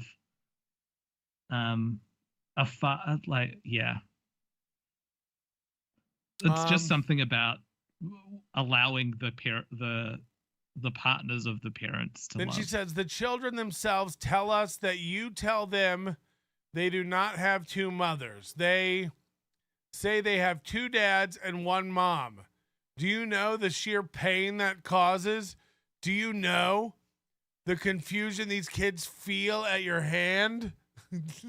They do. They talk like they're in Game of Thrones. If your goal was to hurt others while you sell books claiming the opposite, you've succeeded. I've never caused any drama. Honey, April, they all knew all along you weren't long for this world. It's from this, it seems like when Aaron and April have the kids, they're like, oh yeah, Balin's your dad. I'm your dad. Ashley's your mother. But Ashley says that April's not your mother. Right. And he tries to play that up a lot more. So but we don't even know if that's positive true. Towards Balin, he highlights how bad Ashley is to April. Do you know what I mean? Yeah. Yeah. I have never caused drama this is from April still. Oh, this might be the same thing. I have never caused drama in your life. I had to find a way to beg you to stop being so cruel to me and using me. Then Kolb, the lawyer. Kolb called me one day weeks ago and said you wanted to talk to me in person for some reason, which now seems like an obvious deflection to get out of mediation again. The fact that you write books on how everyone is in a blended home deserves love and respect as family members, but you abuse myself and the kids in this matter is shameful. If you had just agreed to having all four in a group chat for transparency, scheduling, medical issues, school, anything kid related, it wouldn't have been an issue. Today, I was incredible at working out schedules with you, and I didn't forget. This is how our family works over here. There is nothing else to be said to anyone outside of the group chat ever. The moment you decide the two-step parents cannot see what you are talking to Aaron about, that is the second we know you have something to hide. Also, I think he knows she doesn't want Balin part of it, so he keeps offering that because he knows she'll never, and like you said, he's doing it to look nice, but he knows she'll never agree to it anyway, so there's not even a risk. But it also creates another relationship for him to blow up in order to control Ashley's life. Right. He can be shitty to Balin, and that'll start impacting Ashley from the other direction. All parents must be included in the chat, or we will be selecting Wizard for any future messaging. Apologies must be made. You must stop manipulating those kids. They will grow older one day and wonder why their mom lied to them about such important people in their life. Now, remember, April didn't even say goodbye to these fucking kids. April just hightailed it out of there for some cocaine and dick. So these are important people in the kids' lives, Ashley. You fucking clown. I would never let your kids meet anybody Aaron's ever bringing home again. Even if he marries them. It doesn't matter. But it's also like you see these are like April has typed this, but they sound like Aaron's words. Like he's been just saying this over and over to her. Like that's not how she talks. This is how Aaron talks, and she's regurgitating that. Right. Dr. Nick, Aaron's game is divide and conquer, 100%. Nikki, member for 7 months. This is fire. I agree. And Mr. Nobody says she drops the RO charge. Is she playing him or she? Well, the thing is, she hasn't dropped it, and we're going to get to that in a minute. So this is the petition for a harassment restraining order she filed. Ashley Larue filed in January. This was granted. This petition for a restraining order was granted, and on March 26th, Aaron broke it. That's all we know so far, but I have some more info. We'll get to it in a minute. Again, she's threatening to use the Wizard app. We got to use the Wizard. We're off to see the Wizard. I agree with Aaron on everything he has said here. Shocker, Ape. Yeah. I agree wholeheartedly. There is a very clear reason you want no one but him involved in your messaging. We relate all this to Cole, but mediation will be scheduled. You have the power to stop these toxic behaviors. Again, Aaron wants you to think this was their fault, but he was behind all these mediation meetings. You can stop this anytime you want. You must enjoy feeling this way. Please stop. Things didn't have to be like this. Please don't come back with some sob story about how awful or dramatic I've been, because I've been remarkably silent. You said the secret word. Now, this is April using the word remarkably. Yeah. It's catchy. While you hurt me and cause problems in my life, I don't enjoy the drama. Thanks. They write these texts like they're emails. Aaron Imholte comes in. I agree with everything April has said. Yeah. Now, remember, April just said, I agree with everything Aaron said. Yeah, Balin is not talking in this group chat at all. And so he's like, 2/3 of the people here all agree. Why are you being such a bitch, Ashley? Like, I agree with everything April said. Perfect. You hurt people and lie and don't care because it helps you feel in control. I've CC'd Kolb on both parties' texts, and we will work on scheduling mediation Monday. Those kids are being harmed by the rhetoric you spew at them, and the rest of us will try to make you see it. We'll hold you down and hold your eyeballs open. We'll say evil things at you. I hope your family and your home. I leave your family in your home alone. We don't ask the same of you. We demand it. Now and forever. What about now? Is forever still now? Will you be my forever mass text? And he is, I mean, she is trying to make them leave them alone as well, because she doesn't want Balin involved. She doesn't want a secondary line that can get mixed up. Because the opposite will happen at some point, where they'll tell something to April, but not to Aaron, or Balin and not to Ashley. And they'll get mixed up, and then you can blame that other it's all control. He's just trying to control the situation. And when it doesn't work for him, he creates a bunch of chaos and then tries to make everyone upset at each other and say, I knew this would happen. I really dislike him. Hey, Ashley says, your accusations aren't true. I've remained silent about the hootenanny again. I hope the kids have some time I hope the kids have the time of their life with the hootenanny. It's on the next page, expanded, if you want to go. You've remained silent. I will go ahead and send you the mediation minutes and transcript. You know you demanded April not be part of this group, and you know you demanded that no parental names. I said all 4 of nothing. Hold on, let me go down to the... I said all 4 or nothing, thinking you would obviously, as a reasonable parent, choose all 4, get respect. You carved out your own husband out of the kids' affection. Wait, you carved your own husband out of the kids' affection to wage your personal vendetta against April. For what reason? God only knows. You can't run from this. You've lied and manipulated. The truths I'm speaking are documented in mediation. It's insane because she's like step parents shouldn't be called mum and dad, and he's like, but you've cut your own husband out of that. She's like, yeah, right, yeah, that is what I was saying. I I agree. Now he says to her, I trust Balin more than you. Again, divide and conquer. Manipulate people around the person if you can't manipulate the person. Exactly. Yeah. I'm glad he is one of the kids' dads, and I'm so proud of April and the job she's done as one of their moms.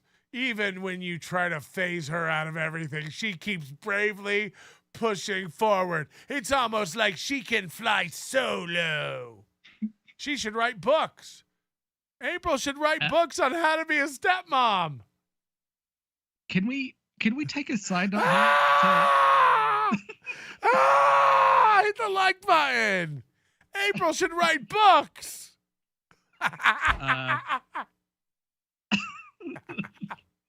Well, she's I'd like to just give a shout out to Keanu Thompson. This is the guy that you stand up for. No, this is all April manipulated. This is not. Again, the this fact is that Vic Ricada. And by the way, I 100% Kiki and Gina will stand by him through this. 100%. They've already put their chips down. They can't move them. It's so this is classic manipulation and abuse, and you can see it. But we never needed any of this. We can just spot people who are bad people. We knew all this a year ago. We knew all this. We suspected. We knew he was a manipulator. We could watch him do it live on his show, and you watch him do it to everybody around. And then again, what he's trying to do now, he's trying to win over Clippers and other shows that watch him.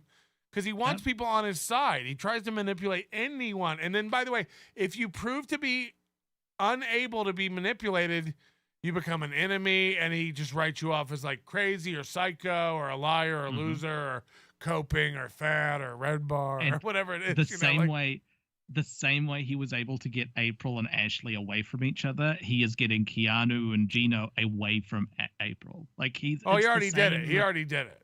Yeah, they're done with April. And again, I'm not saying April's good, and I'm not saying Ricada's good, and I'm not saying, but you can see how, for April, it was a better, it was an escape for her to go over there and get away from all this. As toxic and as crazy as it was over there, for her, it wasn't. He was physically abusing and intimidating her. Right. She'd want to get out of it. So yeah, there were kids everywhere, but she's good with kids. And, she was new pussy over there, so she was probably doted on and treated special and called beautiful. And, he bought everything for her and took her on rides in a fast car, and he had another house. It just you can see how she was just take me to the lake. Take me to the lake. All it would take in comparison to Aaron is someone who doesn't squeeze her until she can't breathe and tell her evil things. Hold on, Keanu's in the chat. She says, I'm pretty disgusted. Honestly, I feel like crying. Keanu, you're dumb. You're dumb. This guy's a manipulating liar. I mean, the fact that you are pretending I don't know what's happening. The world's swirling around me and it's crashing. It's like, honey, you've been manipulated the whole time. You're if he's nice to you, he's controlling you. Fact. If he's being nice to you, he either just met you and doesn't know you, or he thinks he can control you. The minute he knows he can't control you, he becomes curt with you and abrasive, and it's sick, man. he's managed to work Keanu over to the point where he literally called April mentally retarded during one of the shows. And she just Keanu nods along. Didn't really badmouth. And I get it. You're on a show. Same with MLC. Like, you can't call Kevin out on every one of his fucking lies. I'm not dumb, Keanu. I understand. You have to pick your battles and stuff. But it's like, at what point do you stop going like, everyone's crazy but Aaron? It's like, it's not. It's not. They're all shit. They're all shit. But Aaron's one of the worst ones. I'm letting you know. I'm letting you know. Your friend April was trapped, man. Your friend April was being abused. And a year before you even knew her. I mean, that's your friend April. Choked. Yeah. Squeezed until she couldn't breathe. Her head squeezed. Head butted. What's going on? All right, continue the. I trust Balin more than you. Oh, yeah, she should write books. Is that it? No, there's more. No, there's more.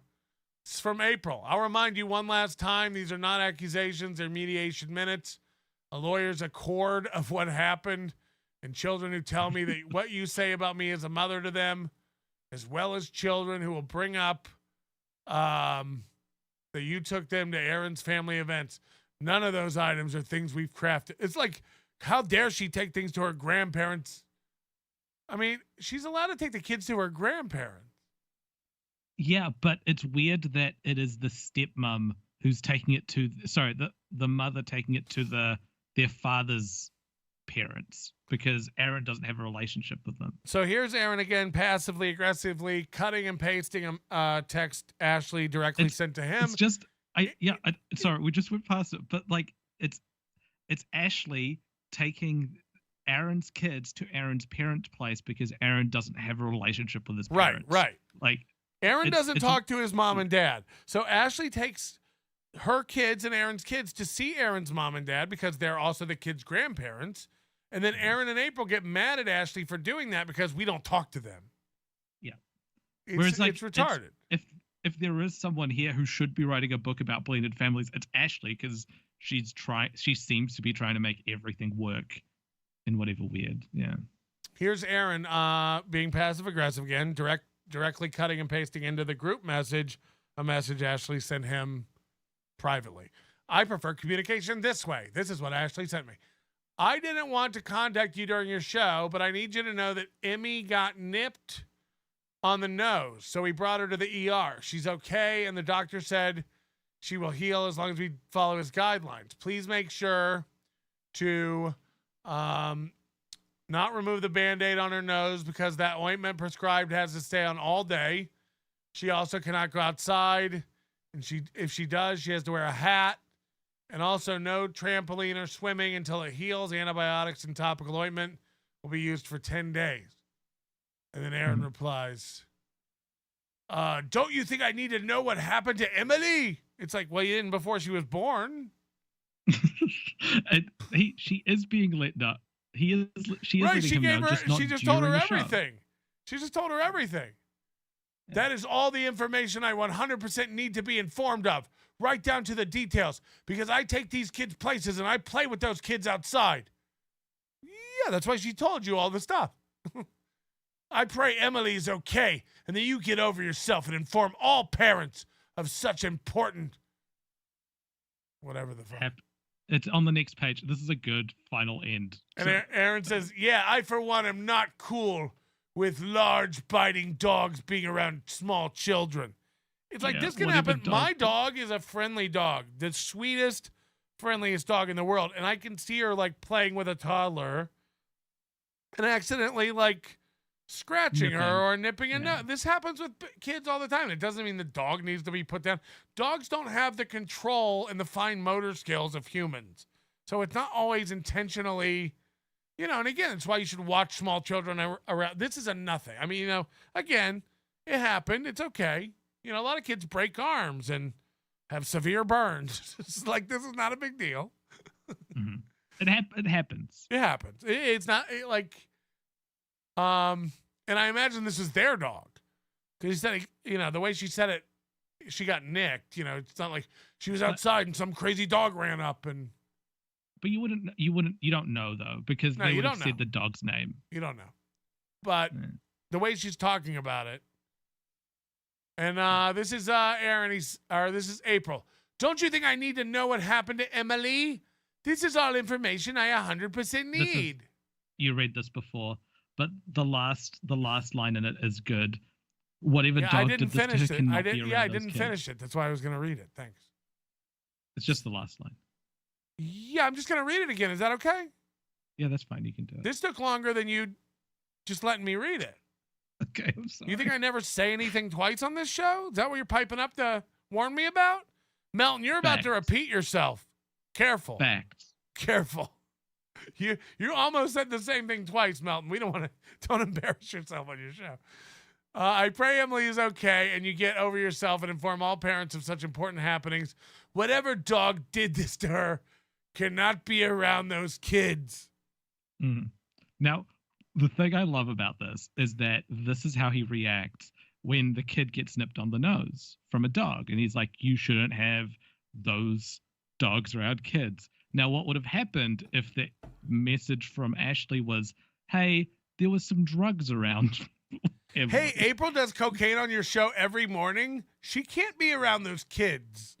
Yeah. Like we left a bullet of if you want cocaine us next to to one of the believe, kids. if you want to believe, I'm on the phone right now, Keanu, and also I'm not interested in talking to you. About what?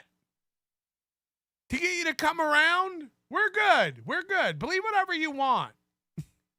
I'm not interested in convincing you of anything. Do you, girl? You got it figured out. You and Gino are on the rise, man. You guys got it all figured out. You don't need me, and you don't need me to believe you. You don't need. I'm not. What are we gonna discuss? To me, they were always nice, Melty. Like I'm not. You know what am I gonna do? Huh? You make a good point. Fuller McAllister. Aaron tweeted a few hours ago he would address this on Monday. Why won't you go in the town square and admit what you did? The town square? Are you just gonna be quiet now? No, I can talk. What's up? Melton, Kiki's trying to call in, love Moody, but take her. I'll take her call. Cause mostly just to stop that other idiot from calling in and going, why won't you take Kiki's call? Call in, Kiki. I'll try to merge it. If I can't merge it, I'll get you when I let go of. You can let me go and talk to Kiki if you want. This is mostly it. Okay, bye. Nodex, it's just a theory. Aaron did something semi-abusive to Kayla. Nick kicks Aaron out of the group. Aaron goes, if April goes, or if I go, April goes. Yeah, like you're saying like. So you're saying Aaron like slammed Kayla into the wall. Nick caught it and was like, you're out of here. And then Aaron did the, who's coming with me? If I'm out of here, who's coming with me? You let me know. We're waiting, Kiki. We're waiting. Let's check the poll. Who's worse, Aaron Imholte, April Imholte, Nick Rekieta, or Chad Zumach? Oh, boy. Oh, boy. It ain't looking good. It ain't looking good. All right, is that it? That was it? That's all the docs? And basically, this was granted. This petition for a harassment order was granted. This was the pile. This was the stack of paper. This was the pile of whatever. You know, that was causing them so many problems back in the day. And Aaron had been like, I've been through it before. Don't worry. She's a giant cunt.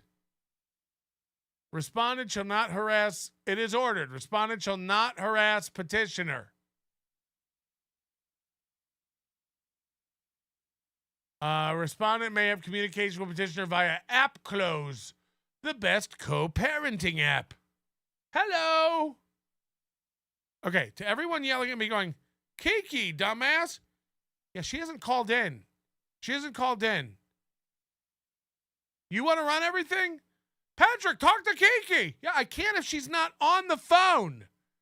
Regular rules. Regular rules. I can't talk to people who aren't here. Who don't call in to talk to me. She ain't calling in. She ain't calling in. Melton, Kiki. Oh, I had no idea. Oh, fuck, I'd forgotten all about it. You fucking idiots. She has to call for me to answer the phone. That's how that works.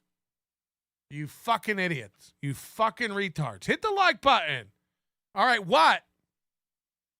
Oh. Can you What? hear me? Yeah. No, sorry. No, I'm kidding. What? you said fucking idiot, fucking retard. Yes. You know how I talk. And I realized. I call everybody that. Come on. You're scaring me. No, this is I'm pretty I don't know. I don't know what to think, and I think I don't like those text messages. And I can you take your phone out of the? Can you take your phone out of the toilet? What's going on? Hang on. Let's see. Hello. Yes. Is that better? I don't know. I don't know what to say, and I haven't talked to Aaron or anything, but I don't like those first slew of text messages, but I haven't talked to April either. I'm kind of with you. I still hate Nick Rekieta. I just don't like that April, if she was in an abusive relationship with Aaron, went to another abusive relationship with a fucking culty narcissist. Yeah, but you don't. You got all that from Aaron. You're just regurgitating Aaron's thoughts. A culty narcissist. What do you mean? Aaron's a culty narcissist. That was my thought. Soon, Kiana will be my new slam piece, and I look forward to the day I get to headbutt and share her with Nick. Mwahaha. Another win for the toe. Head, please, for the love of God. No. Look. Aaron's a culty narcissist. Okay, so can't they both be?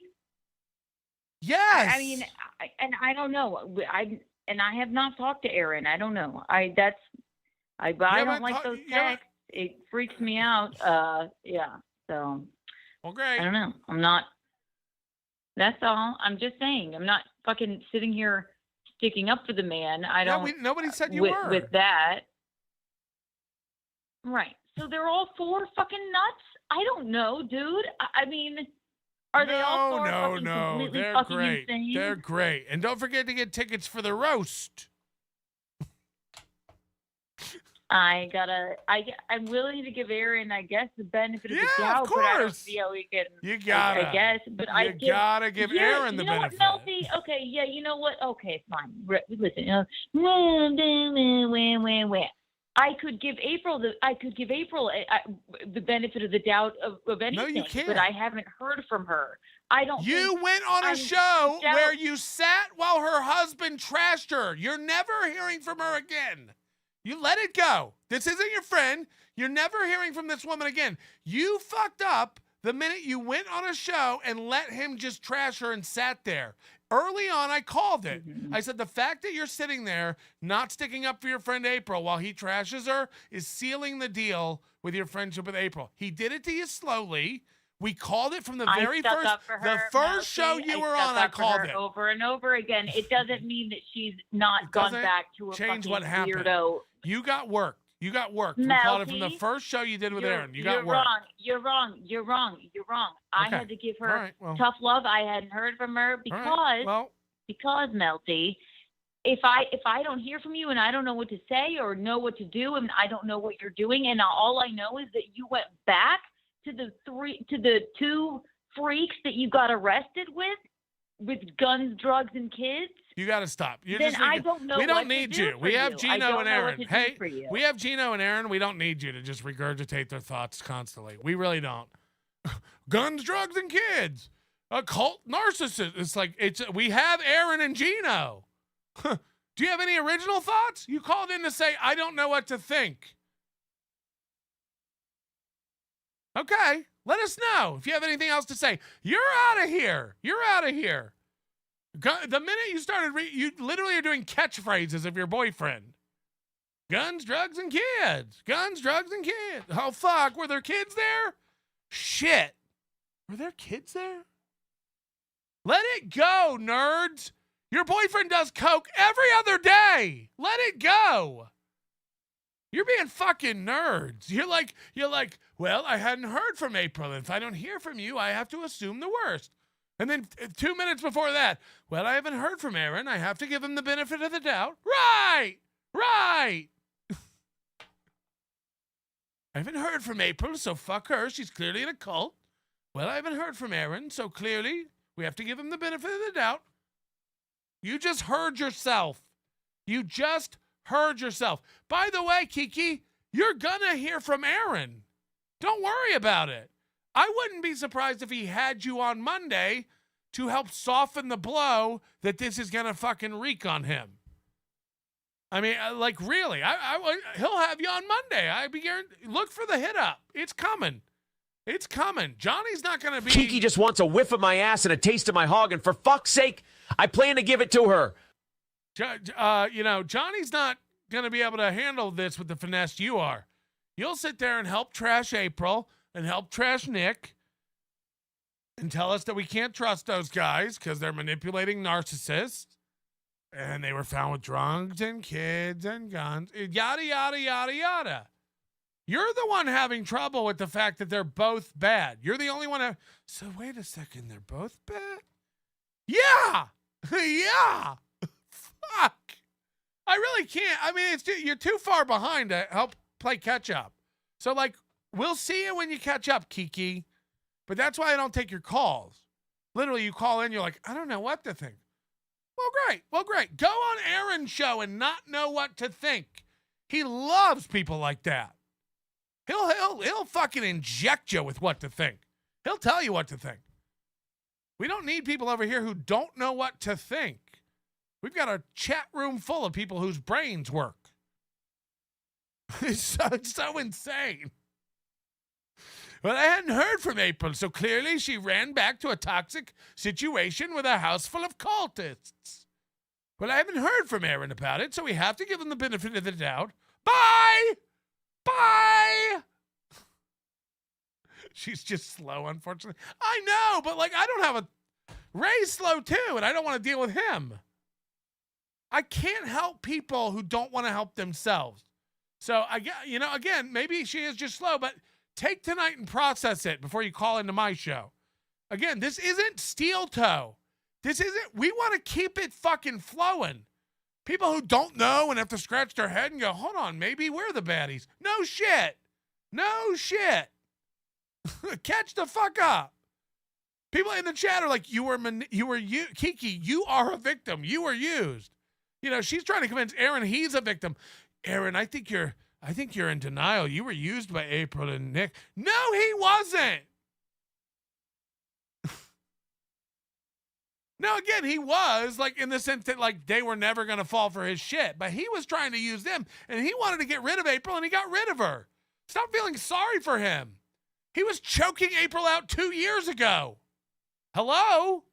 He don't like April. They're not close. They were fucking other people. She's not your friend. He's not your friend. It's embarrassing for your boyfriend to run over and be this nerd's sidekick. Let it all sink in and let me know. You're mean. I know, Keanu. I know. I'm really not. In person, I'm a sweetheart. I scream on my show and call everybody fucking idiots. In person, I'd buy you and Gino a drink and we'd talk about it and laugh and laugh. But I'm right. You said tough love, right? You said tough love. Here's some tough love, bitch. You're being used. Wake up.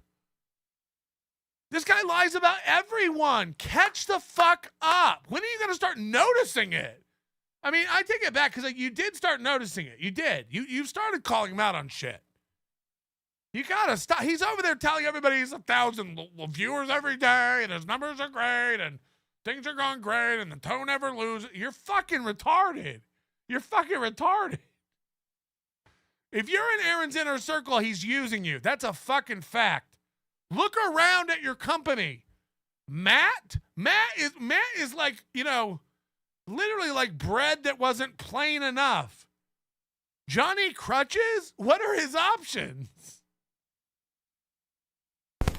Hello, myself. I would love it if myself would fix or alter the censorship of the super tips. I feel like my censorship has ruined the fun. I'm a cum wealth cunt, so I have no idea what free speech is. Thank you, Nikki, for the $10. They not like us.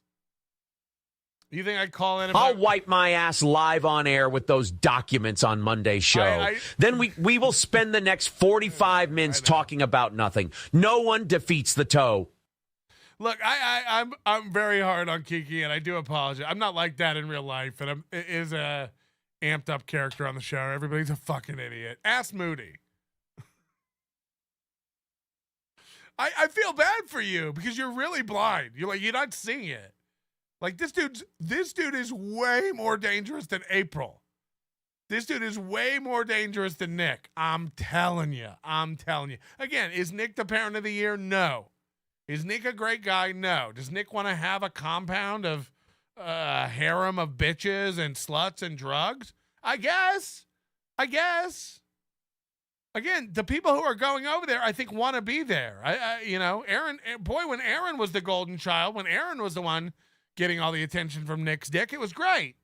When Aaron got to try on the Popat and use the big boy studio, it was awesome. But then when he started getting cut it out of it, it fell apart. You tell me. Nikki says they not like us. They still not like us, Nikki? They still not like us? Shut up, Skeleton Gina. I mean, look, she's got to figure it out on her own. Paul Parady says, tune in every Friday night for the childhood abuse special. I mean, what's worse? You tell me. What's worse, finding a 7-year-old who's got a cocaine positive test that may or may not be false positive? Again, nobody knows. We don't know. And then a guy who squeezes a woman until she can't breathe and squeezes her head into his.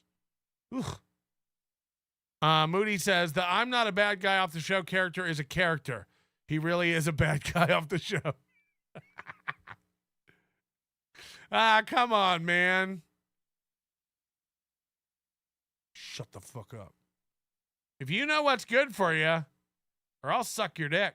Nathan Bickle, who I can imagine is Travis's son, with this new information, it wouldn't surprise me if he did drug the kids.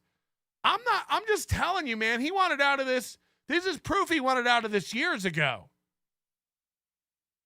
And less than a year went by, he started making moves. My dick smells like roses and tastes like champagne. Just ask Aaron and Aaron's ex-wife. Oh, God. My dick smells like roses and tastes like champagne. Just ask Aaron and Aaron's ex-wife. Slicks96, member for 7 months. Keanu will believe Mooby over the court documents. She took the text and trashed an issue she knows nothing about and now acts dumb. I'm not worried. Whatever she wants to believe, she can believe. We're not here to make Keanu come around. I'm really not. Is why I didn't want to take the call. I'm not concerned.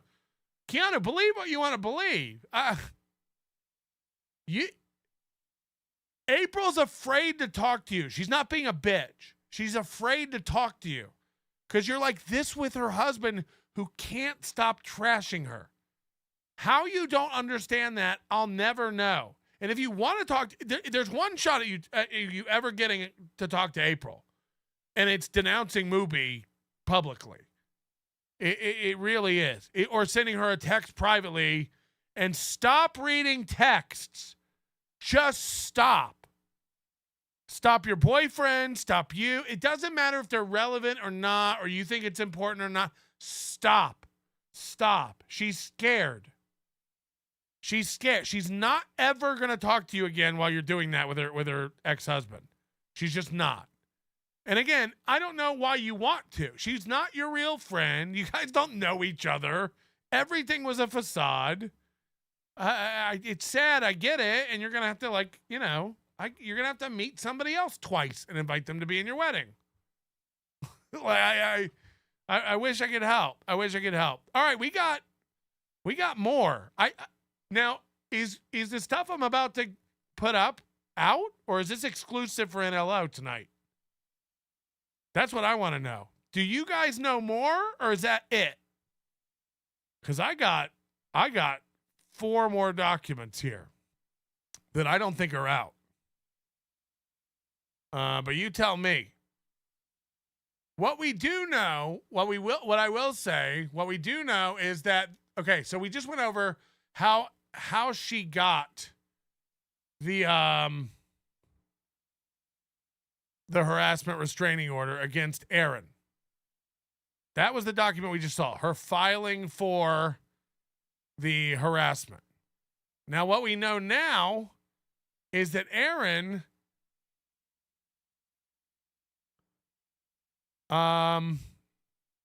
multiple times on the 24th of March 2024. This is 1 week before April leaves. We know that this happened, and these documents hit the court June 10th. But the offense occurred on the 24th. So it took her a while. Like, what if she filed this in May or June? Now, April gets arrested the 23rd. These documents hit 17 days later. Statute and offense grid. Charge. Harassment, restraining order violation, and knows of temporary restraining order. So this is basically saying Aaron knows about the restraining order and knowingly violated it. This is the night he got drunk with Matt and started calling Ashley his cousin, and started talking about what he was going to do to her in the future. And here's the documents. I don't know if these are out anywhere. These are the documents. Here's what I know people knew, that there was a violation on June 10th. But I don't know if these documents are out anywhere. We got Moody back. Hey, I hope that was worth it. Yeah, it was great. It's probably worth to read the conditions of that protective order as well, because it outlines what he can and can't do, and also how they exchange the kids. Can you just give us a TLDR? Basically, he's not allowed to have any direct contact with Ashley at all. Like messages or anything like that. They can only use app Close, the best co-parenting app, is what it's called. I read that. Wizard is off the table. Not allowed to use Wizard. We demand it. We demand Wizard.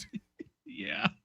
And whenever they exchange the kids, you don't pick them up from each other's house. You exchange them at the Becker Police Department. Jesus. So, this is great for kids. We'll meet you at the cops. Yeah. You guys are used to the cops by now. And he is not allowed to mention her or talk indirectly about her or anything like that at all. So yeah, we know.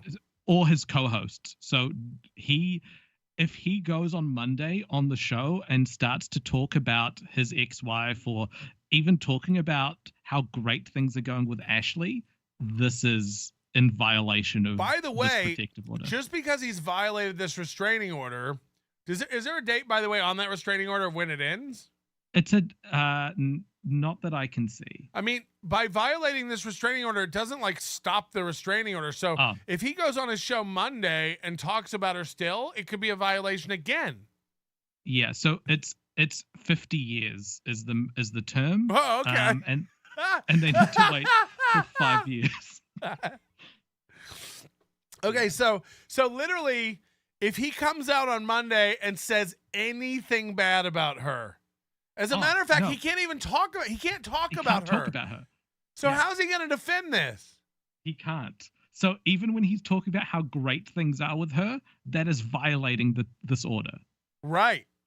Me and my wife are great. Don't worry. Yeah. Regardless, it's so dumb, and we said this in the beginning. It's just so dumb that he thinks that every story he's told about his children being around drugs cannot come back to haunt him in the future. Ever. He thinks he can never come back because he talked to his ex about it. Mm-hmm. All right, well, I got these documents, and again, have you seen these? Yes, but only from the Discord. I don't know if Kiwi Farms got these or not, but okay, I know that Kiwi Farms released the other one first. All right, here's what I got, and somebody sent these to me, and I don't know if these are public yet. Mm-hmm. These are photos taken of documents someone's holding. So have you seen these? No, I haven't. Okay, so again, take it all with a grain of salt. I don't know what's real and what's false. This is the paperwork accompanying the violation from June 10th. Filed in District Court, State of Minnesota on 6/10/2024. So this was filed on June 10th. This is well after the arrest. This is well after everything, and he says everything's fine with his ex. Yes. But why would she file this on June 10th, which is just 18 days ago? Yeah, that's pretty soon. Maybe it was when she was making candied bacon with him. Nope. Maybe it's that's from before when that. It's she from was- March 24th. Let's read. Yeah. I'm saying things are going so well. He's probably making candied bacon with Ashley Larue. Count one, And she's fine. charge harassment, restraining order, violation and notice of temporary restraining order, $1,000 fine or 90 days in jail, misdemeanor. On the date 3/24/24 to 4/10/24. Charge description: on or before March 24th and April 10th, 2024, in the county of Sherburne, Minnesota. April Michael Imholte did violate a harassment restraining order granted under Minnesota statute, and so did knowing of this order. Okay, now here's the details. Here's the juicy stuff. This is everything that Ashley said to the court about this violation. So we'll find out. And I haven't even read this, so we'll find out. Okay. Statement of probable cause. Complaint is a duly acting and appointed peace officer, and as such is familiar with the following facts. On March 28th, I'll put it up. On March 28th, 2024, was that other document not up the whole time? Yeah, that one wasn't up. Fuck, hold on. Jesus Christ. I'm really slipping today. Sorry. I'm really fucking it up. All right, here's the one I just read. Sorry about that. So you can assess on your own whether this is real or not. You know, take it with the same grain of salt as anything you would get from a forum. All right, so here we go. Complainant is on March 28th, 2024, Deputy Juszak responded to the residence of the victim, an adult female identified in reports in Zimmerman, Minnesota. Victim stated she had a harassment restraining order against her ex-husband, Aaron Michael Imholte, the defendant herein. Victim indicated the defendant had a podcast in which the defendant and other female previously made reference to physically harming the victim, and the HRO was obtained. The HRO, ordered in case number yada, yada, yada, prohibited the defendant from disparaging or harassing the victim online and or during any broadcast online shows. The order further permitted email or text message communication regarding the children only. Deputy J learned of the order when served on January 2nd, 2024. So this was all done earlier. I think the date on that form was the 5th, but it was the first. Okay. First of the first. Okay. I think. So it was served the next day. So we can imagine Aaron found out about this on the 11th, if that's the next day. Victim provided Deputy Juszak 2 emails from the defendant were dated March 24th, 2024. Victim felt there were portions of the emails that would not pertain to the children or were more demeaning towards her. In one email, the defendant speaks about the children and a bill. However, then he stated, "You have bled my accounts dry, and I need you to do a better job of co-parenting." Wow. Fuck. You have bled my... This guy's poor. We're not kidding. He's poor. He's From never... $800. This goal's never above being dropped. You're never getting the goal dropped. I mean, you're dreaming, nerds. But also, it's like, if he wants to get out of payments for the kids, I think he said it before, he'll end up paying double the amount that he's currently paying for them. Right. You've bled my accounts dry, and I need you to do a better job of co-parenting. In the subsequent email, the defendant stated, "Let's get this order either lifted or settled. So stuff like this can get handled easier. I do not deserve this at all. It's just plain mean. Let's get this order lifted." Come on, guys. We are Come 2:15 on. away from Let's getting lift the order. lifted. PayPal, Streamlabs, Municipal Court. This was March 24th. Like, she had to wait just a week before everything exploded. Victim Victim also believed that the defendant's podcast on March 26th, the victim was referenced despite her name not being used. Video of the podcast was obtained by law enforcement. There was a segment where the defendant referenced his cousin, Chris. The defendant stated there would be a day where he is not obligated for anything, and that if he's still on air, his cousin is going to rue the fucking day. Victim told Deputy J that the defendant said things directed at her and that she is an author. In the podcast, the defendant spoke about his cousin who writes fake books and does not sell any of them. The defendant used derogatory language about his cousin, including calling his cousin a retard who writes books. There was also a portion of his podcast where the defendant spoke about an individual by the name of Crowder. The defendant calls both his cousin and Crowder names, including a piece of shit. Wait, were they vaping? I think at a later point, when after this was filed, he was like, "I thought we were being really clever about this." It was very covert. Right. On April 10th, 2024, victim spoke to Deputy J again and informed. So on April 10th, 2024, this is after April's gone, right? Yes. So she was gone, but we hadn't known. We didn't know that they were she getting a was divorce yet. divorced. Yeah, we didn't know that stuff.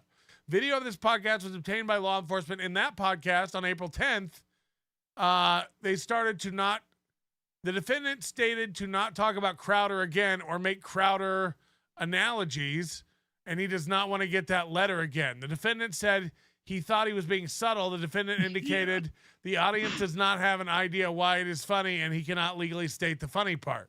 Even though we all knew, he's not subtle about anything. When he rubs, this is the guy when he rubbed powder, sugar on his nose, could have just come back and carried on with his show, and it would have been hilarious. But he had to lean over and get up in the camera to make sure you saw the powder, and then check himself to make sure. Let me make sure the camera still works when I'm not looking at it. It's literally on the nose. Yeah. Please take notice. Pursuant to Minnesota Statute 609.49, intentional failure to appear for duty scheduled court. So he has a court date for this on August 20th. And here's the summons for that. So this is all the attached documentation for that. He has to go to court on August 20th to stand as a defendant in the above named complaint. And all she needs to do is be like, here are all the other times he's mentioned me since then. Because he keeps mentioning her, which he's not allowed to do. So if he mentions this and talks about it, if he mentions this or talks about it on his show Monday, he'll be violating it again. Every time he's been violating every it time nonstop for the last month. Every time he says, I get along with my ex-wife. My ex-wife's great. Yes. We get along great. Like those are all violations. Yeah.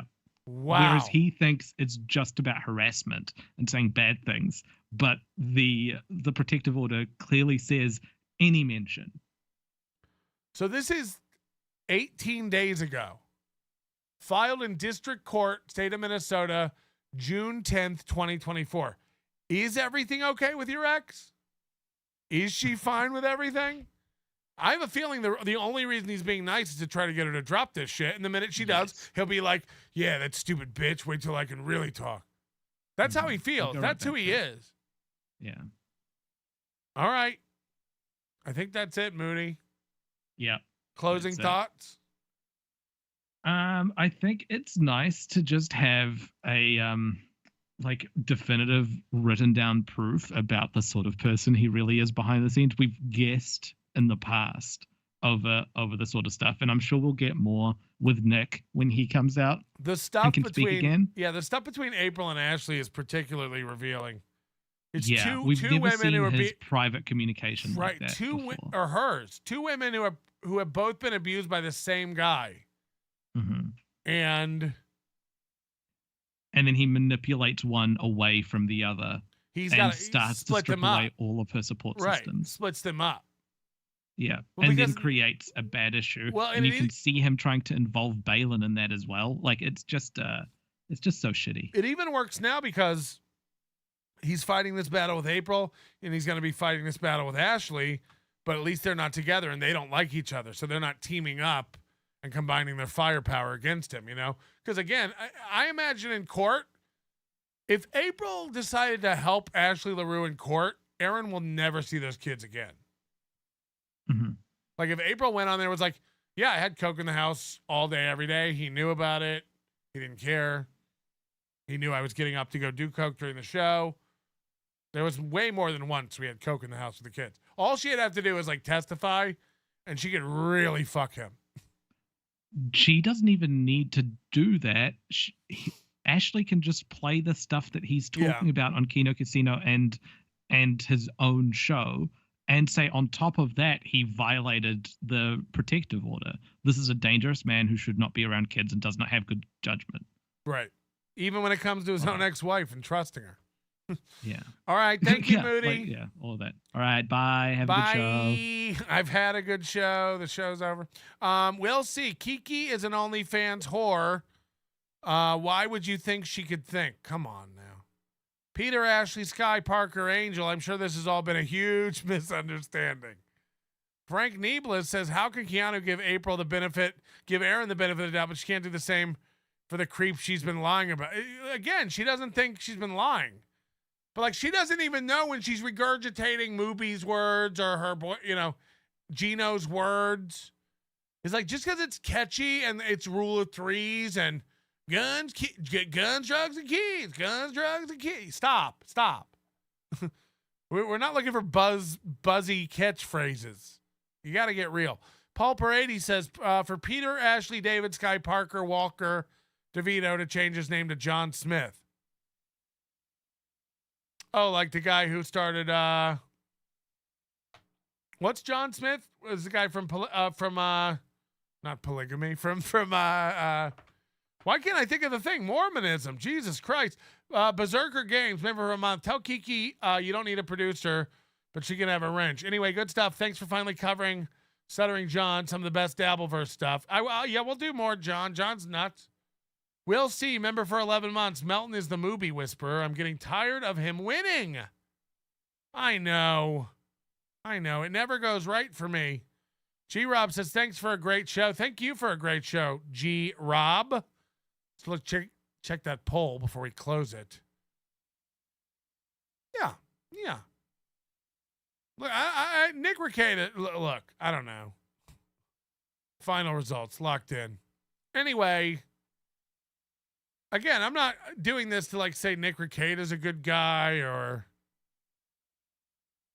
April's a good guy. You can wrap your head around everybody being a bad guy. Everybody can be a piece of shit guy. We'll see. Says the defendant fed the kids electric SpaghettiOs. In some ways, I feel bad for Kiki because there's a chance. There's a maybe Kiki's just a nice person. Maybe she's just got a heart of gold. Maybe she's too trusting. I don't know. Is that why she's with Gino? I mean, could we be onto something here? Is Kiki just oblivious to when she's making gigantic life mistakes?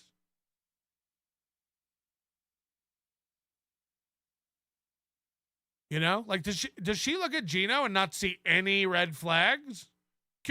Genuinely curious. Is she like, what? We're all picking husbands. I found one. And you're like, you don't see any potential future issues. No. Whatever do you mean? He's like a normal man with a good job and works hard and he's a good man and Pest, member for 8 months. The Kiwi Farms always wins. Knock, knock, Aaron. Just this one alone is bad. This one alone is